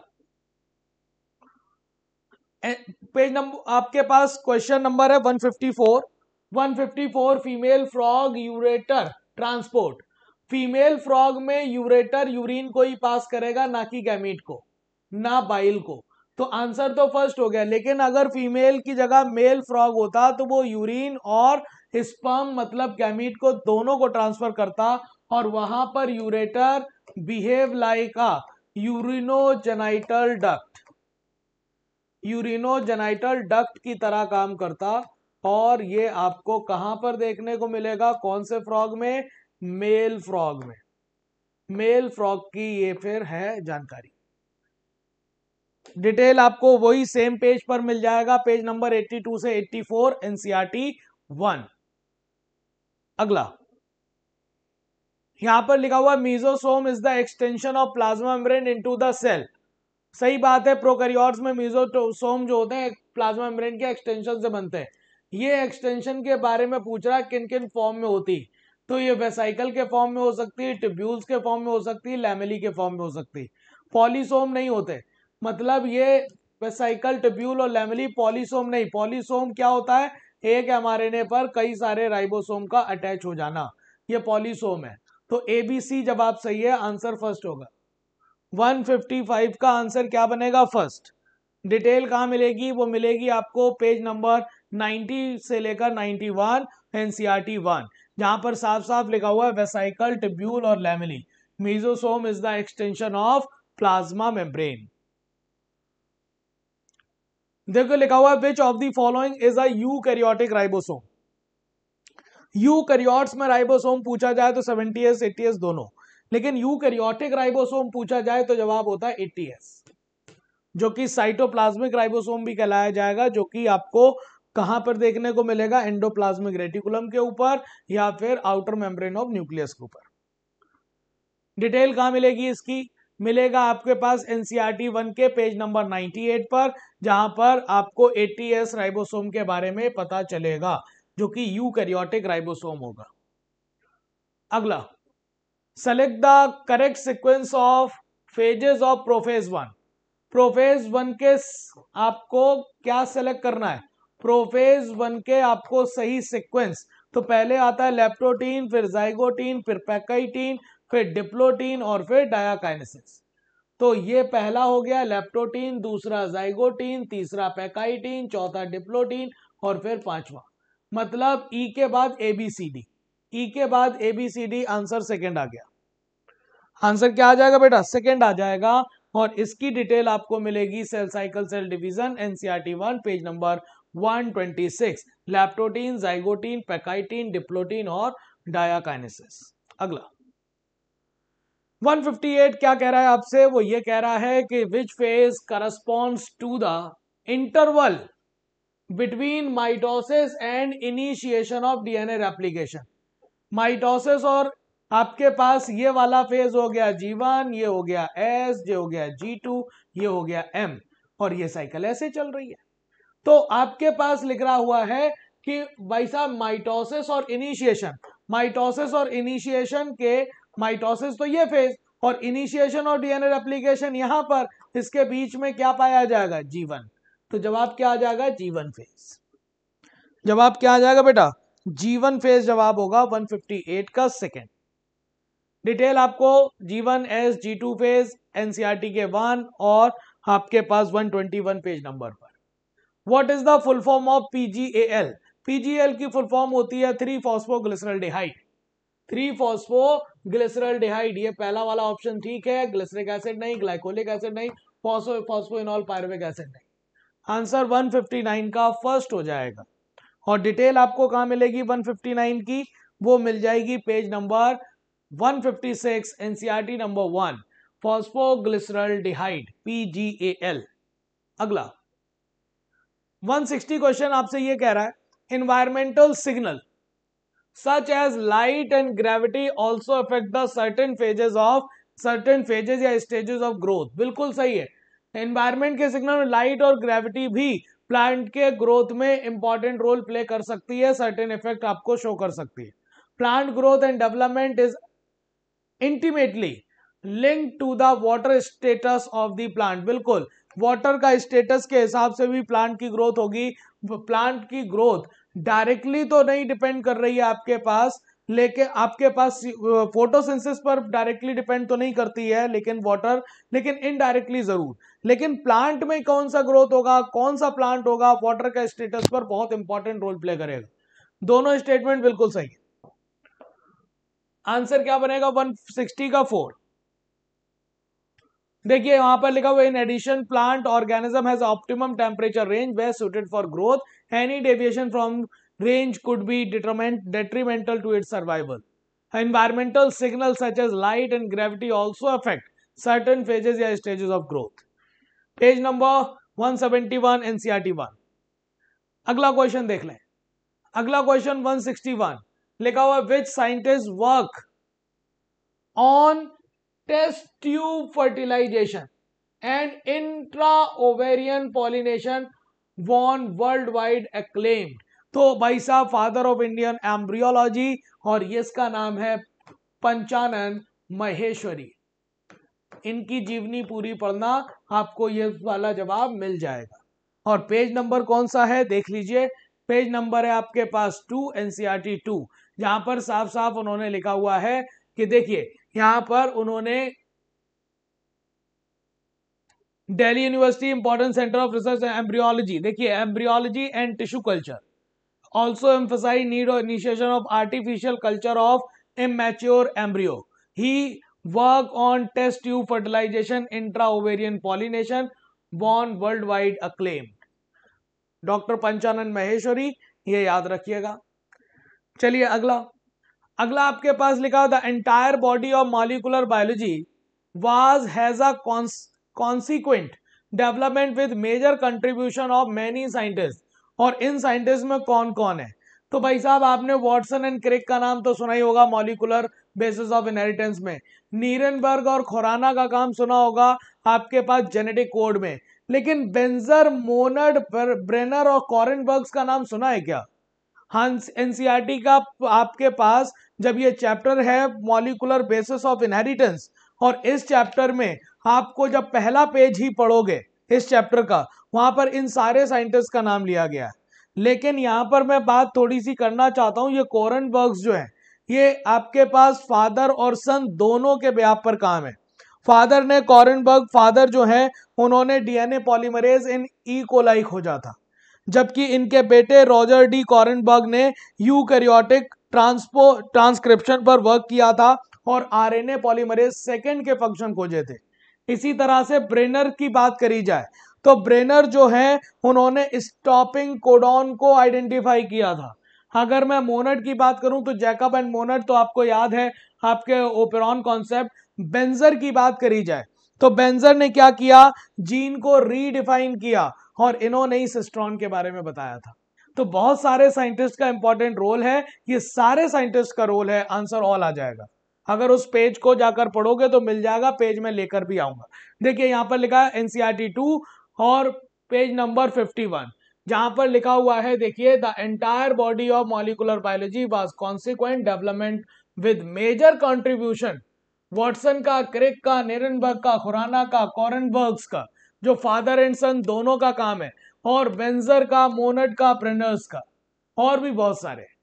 ठीक है, तो एनसीईआरटी की कोई भी लाइन हम छोड़ेंगे नहीं। अगला देख लीजिए, अगला आपके पास क्या लिखा हुआ है 163 क्वेश्चन में, उसमें लिखा हुआ है heterozygous pea plant with violet flower. Heterozygous pea plant है विद वॉयलेट फ्लावर, हेट्रोजाइगस है कैपिटल डब्ल्यू स्मॉल डब्ल्यू। फिर cross with homozygous white, homozygous white मतलब स्मॉल डब्ल्यू। यहीं से तुम्हें देख कर लग गया कि हेट्रोजाइगस प्लांट का होमोजाइगस रेसेसिव से क्रॉस करा रहे हैं, इसका मतलब ये टेस्ट क्रॉस है। और टेस्ट क्रॉस है तो टेस्ट क्रॉस में रिजल्ट क्या आने वाला है, टेस्ट क्रॉस में रिजल्ट आएगा 50% इसमें होंगे वॉयलेट और 50% होने वाले हैं यहां पर व्हाइट। 50% वॉयलेट होंगे और 50% क्या हो जाएंगे, व्हाइट। तो आपके पास अगर 40 प्रोजनी बनी है तो 20 हो जाएंगे आपके पास वॉयलेट और 20 हो जाएंगे फ्लावर व्हाइट। आंसर क्या बन जाएगा, सेकंड। ये सिंपल टेस्ट क्रॉस है बेटा, सिंपल टेस्ट क्रॉस का क्वेश्चन है, कोई दिक्कत आपको नहीं होनी चाहिए। समझ पाएंगे नहीं बेटा? चलो अगला क्वेश्चन देख लो 163। लेकिन यहां पर आपको टेस्ट क्रॉस के बारे में पता चल जाएगा एनसीईआरटी 2 के पेज नंबर 58 और 59 में। 64 आपके पास एक मैचिंग है, मैचिंग जरूर समझ के रखिएगा, ये वाली आपको इवोल्यूशन में मिलेगी, जिसमें जीन पूल के बारे में बात करेगा, genetic drift, genetic flow, gene की फ्रीक्वेंसी। कभी भी जीन पूल की बात करेंगे तो total number of genes and their alleles, किसी भी जगह पर पॉपुलेशन में टोटल नंबर ऑफ जीन और उनके एलील की संख्या जीन पूल कहलाती। ये हो गया A का 4। जेनेटिक ड्रिफ्ट का मतलब होता है कि भाई साहब चेंज इन जीन की फ्रीक्वेंसी बाई चांस, मतलब नेचुरल सिलेक्शन अगर बाई चांस हो जाए, जीन की फ्रीक्वेंसी चेंज हो जाए बाई चांस, तो वो कहलाया जाता है जेनेटिक ड्रिफ्ट। ये हो जाएगा सेकेंड। जीन का फ्लो मतलब ट्रांसफर ऑफ जीन्स इनटू और आउट फ्रॉम अ पॉपुलेशन, ये जीन का फ्लो कहलाएगा।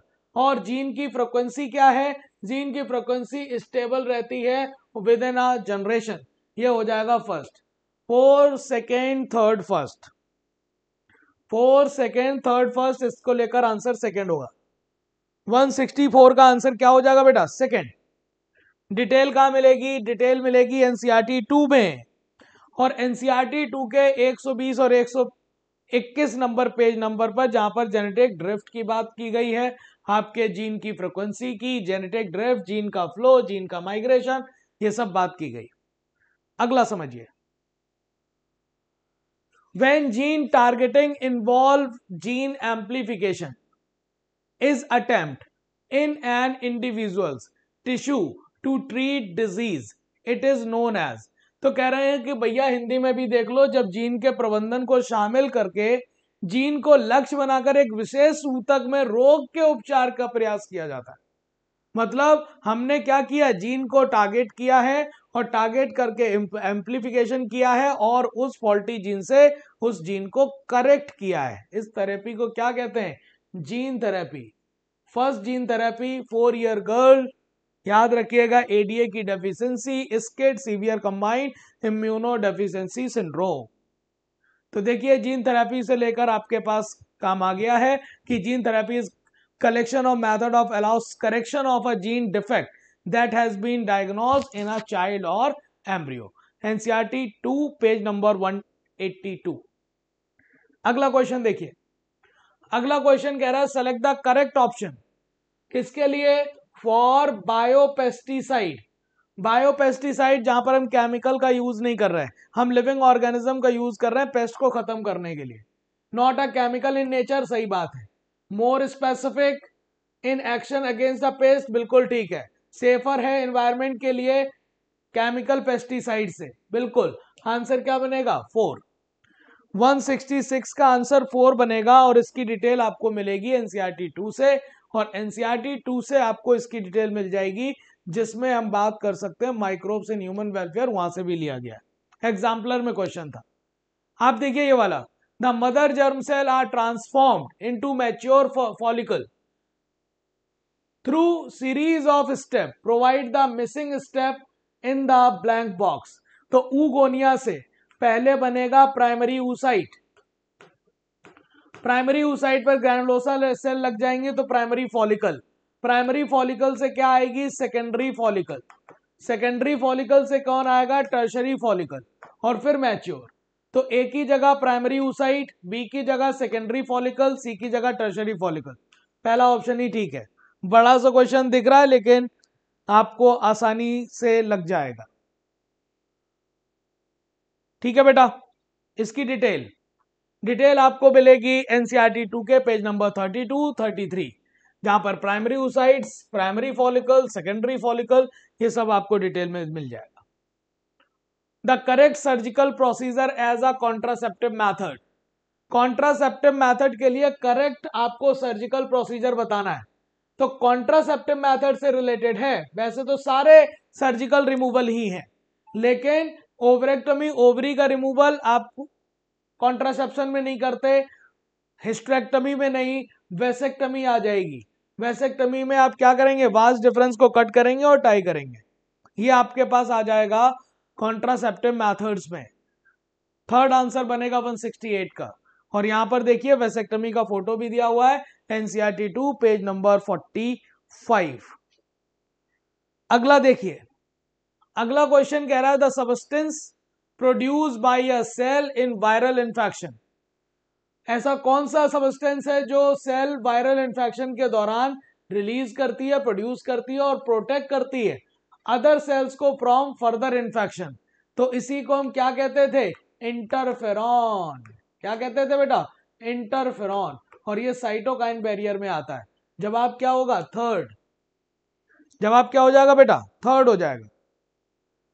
इसकी डिटेल आपको कहां मिलेगी, cytokine barrier, virus infected cell secrete protein called interferon which protect non infected cell from further viral infection, NCERT 2 page number 135। अगला 170 क्या कह रहा है, if a plasmid DNA have only one restriction site, आपको पता होना चाहिए प्लाज्मिड डीएनए सर्कुलर डीएनए, और सर्कुलर डीएनए पर अगर एक रेस्ट्रिक्शन साइट हो तो एक रेस्ट्रिक्शन साइट हो तो उसका एक ही टुकड़ा बनेगा, लेकिन इधर लीनियर डीएनए की बात है और उसमें एक रेस्ट्रिक्शन साइट है तो उसके दो टुकड़े होंगे। वही देख समझिए, plasmid DNA have only one restriction site for a restriction endonuclease. When plasmid DNA cut and separated on agarose gel electrophoresis, तो वहां पर सिर्फ एक बैंड दिखाई देगा, बिल्कुल सही बात है। जबकि अगर लीनियर डीएनए को लिया हुआ है उस पर एक रेस्ट्रिक्शन साइट होगी और उसे जेल इलेक्ट्रोफोरेसिस के द्वारा आप उसे सेपरेट करोगे तो उसके दो बैंड दिखाई देंगे, क्योंकि लीनियर डीएनए को कट करोगे दो टुकड़े बनेंगे, सर्कुलर डीएनए को एक तरह से कट करोगे तो एक ही टुकड़ा बनेगा। दोनों स्टेटमेंट बिल्कुल सही। आंसर 4, आंसर क्या बनेगा बेटा? 4 बन जाएगा।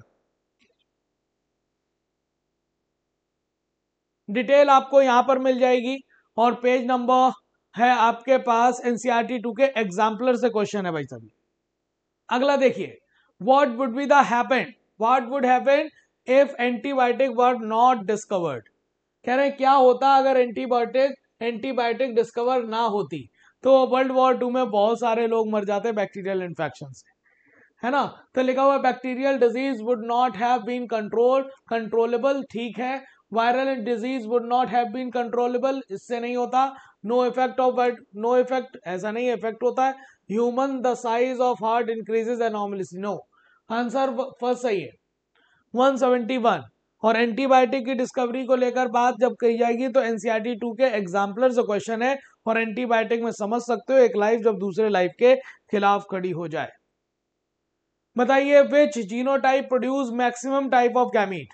मैक्सिमम टाइप ऑफ गैमीट 2 की पावर n याद रखिएगा, n मतलब हेट्रोजाइगस पेयर, n मतलब हेट्रोजाइगस पेयर। आप देखिए यहां पर 1 2 3 4, तो 2 की पावर 4 मतलब 16 गैमीट बनेंगे। यहाँ पर 1 2 3, 2 की पावर 3 मतलब यहाँ पर 8 बनेंगे। 1 2, 2 हेट्रोजाइगस है, 2 की पावर 2 मतलब 4 गैमीट बनेंगे। यहाँ पर 1 है तो 2 की पावर 1 मतलब 2 गैमीट बनेंगे। मैक्सिमम आपके पास बनेंगे फर्स्ट से 16। 2 की पावर n याद रखिएगा, n बराबर हेट्रोजाइगस पेयर होता बेटा। अगला देखिए, ये भी मॉडिफाई किया गया था क्वेश्चन एनसीईआरटी 2 के पेज नंबर 54 से लेकर 59 तक। Select the type of embryo. Embryo का टाइप आपको सेलेक्ट करना है। एम्ब्रियो भाई याद रखिएगा, एम्ब्रियो जैसे टर्म 8 वीक से पहले तक यूज किए जाते हैं, तो 8 वीक से पहले मॉरुला, ब्लास्टुला, गैस्ट्रुला तीनों स्टेज आपको देखने को मिल जाएंगी, एम्ब्रियो का फॉर्म है। उसके बाद आपको फीटस बोला जाएगा, 2 वीक के बाद हम फीटस टर्म यूज करते हैं। 173 देखिए यहां पर मॉरुला, ब्लास्टुला, गैस्ट्रुला ये सब आपके एम्ब्रियो के टाइप हैं। अगला, for sex linked recessive disease what will be the possibility of male and female. वो भी कौन सी डिजीज की बात कर रहा है? सेक्स लिंक्ड रेसेसिव, मतलब एक्स लिंक्ड रेसेसिव की बात करी जाए तो मेल है मे बी डिजीज और नॉर्मल, क्योंकि एक्स लिंक्ड अगर रेसेसिव डिजीज है, एक्स लिंक्ड रेसेसिव डिजीज में आपको मेल या तो डिजीज होगा या नॉर्मल होगा।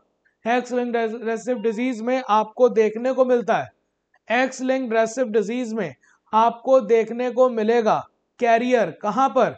कैरियर आपको देखने को मिलते हैं फीमेल में। कहां देखने को मिलते हैं? फीमेल में देखने को मिल जाते हैं। तो आप देखिए यहां पर मेल में भी डिजीज या नॉर्मल, ठीक है। मेल में भी कैरियर, नो। फीमेल में भी कैरियर और नॉर्मल, यस। फीमेल में भी डिजीज, ये भी ठीक है। तो आपके पास ACD हो सकता है और ACD को लेकर आंसर क्या बनेगा? फर्स्ट। 174 को लेकर जवाब क्या हो जाएगा? फर्स्ट आ जाएगा। इसकी डिटेल आपको कहां मिल जाएगी? मिल जाएगी मेंडेलियन डिसऑर्डर में, सेक्स लिंक्ड रेसेसिव डिजीज में, और पेज नंबर 73 से 75 तक पढ़ना पड़ेगा। 175, Which one of the following is not a property of cancerous cell? कौन सी प्रॉपर्टी कैंसरस सेल की नहीं है जबकि बाकी प्रॉपर्टी उसकी ही है कैंसरस सेल की? They compete with normal cell for the vital nutrient, बिल्कुल कॉम्पीट करती हैं।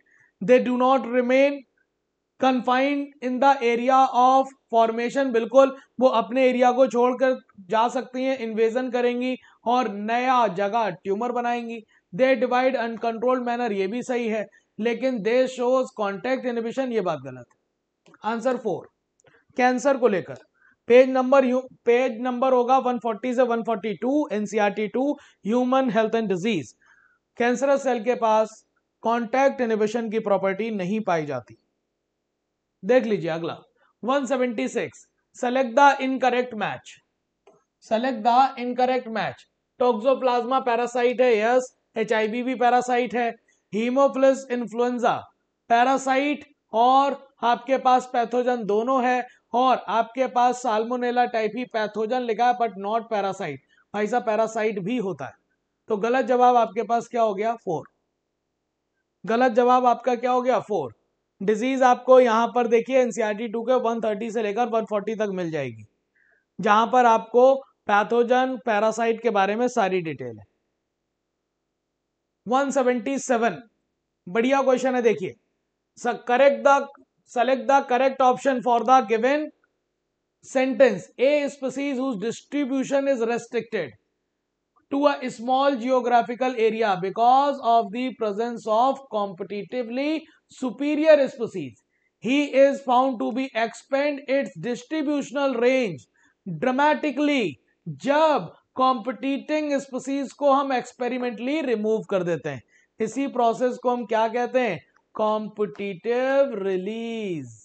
ये क्या है बेटा? Competitive release. आपने देखा होगा बैलेनस और कैथामेलस के रूप में, अगर बैलेनस आपके सुपीरियर था, कैथामेलस आपका इंफीरियर था, उसके रेंज कम थी, बैलेनस को रिमूव किया, कैथामेलस की रेंज बढ़ गई। इसे हम क्या कहते हैं? Competitive release. आंसर आपको कहां मिल जाएगा इसका? तो ये मिल जाएगा एनसीईआरटी 2 के 199 पर, और यही है आपके पास कॉम्पिटिटिव रिलीज। अगला, select the correct sequence of stages of human reproduction.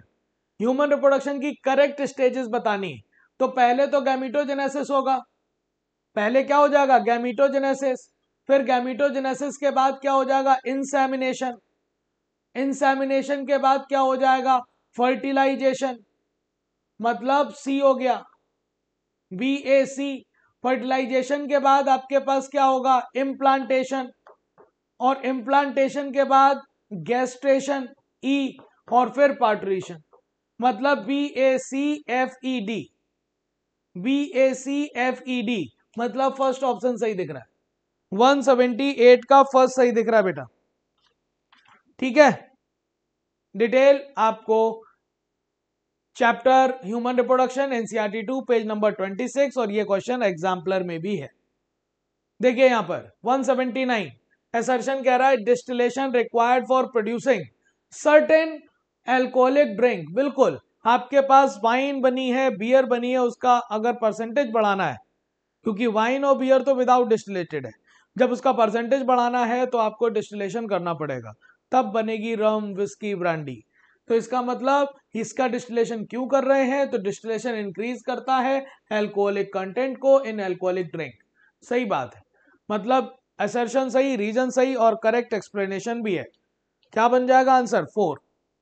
179 का आंसर बनेगा 4, और इसकी डिटेल आपको मिल जाएगी यहां पर एनसीईआरटी 2 के पेज नंबर 152।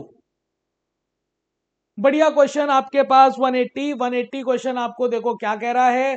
ए और बी आपके दो तरह के जीन हैं, they are located upon the chromosome in the given 4 sample of chromosome, select the correct ascending order.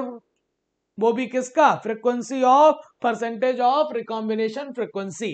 याद रखिएगा बेटा, अगर मैं आपसे कहूं रिकॉम्बिनेशन की फ्रीक्वेंसी के बिहाफ पर बात करी जा रही है, तो यहां पर क्या हो रहा है कि जितना पास में होगा जीन, परसेंटेज ऑफ रिकॉम्बिनेशन कम होगा, लिंकेज ज्यादा होगा। जितना दूर होगा उतना आपके पास क्रॉसिंग ओवर ज्यादा, लिंकेज कम, और रिकॉम्बिनेशन की फ्रीक्वेंसी ज्यादा। इसका मतलब सबसे ज्यादा फ्रीक्वेंसी किसकी है? Z की। मतलब इधर से देख लो, सबसे कम तो W की है, फिर उसके बाद X की है, फिर उसके बाद Y की होगी, और फिर उसके बाद Z की हो जाएगी। इस तरह से आंसर आपके पास फर्स्ट हो गया है। जीन मैपिंग अल्फ्रेड स्टूडेंट को याद रखिएगा, और आपके पास ये मिल जाएगा डिटेल आपको एनसीईआरटी 2 के पेज नंबर 67 और 68 में। तो ये थे हमारे 136 से 180 तक क्वेश्चंस। आपने एंजॉय किए होंगे, आपको सारे क्वेश्चन समझ आए होंगे। और हम लोग FST2 का डिस्कशन कर रहे थे, कहानी शुरू हो चुकी है, फिर से कमर कस लीजिए अगर कुछ नंबर कम रह गए हैं तो। बेस्ट ऑफ लक बेटा, थैंक यू सो मच।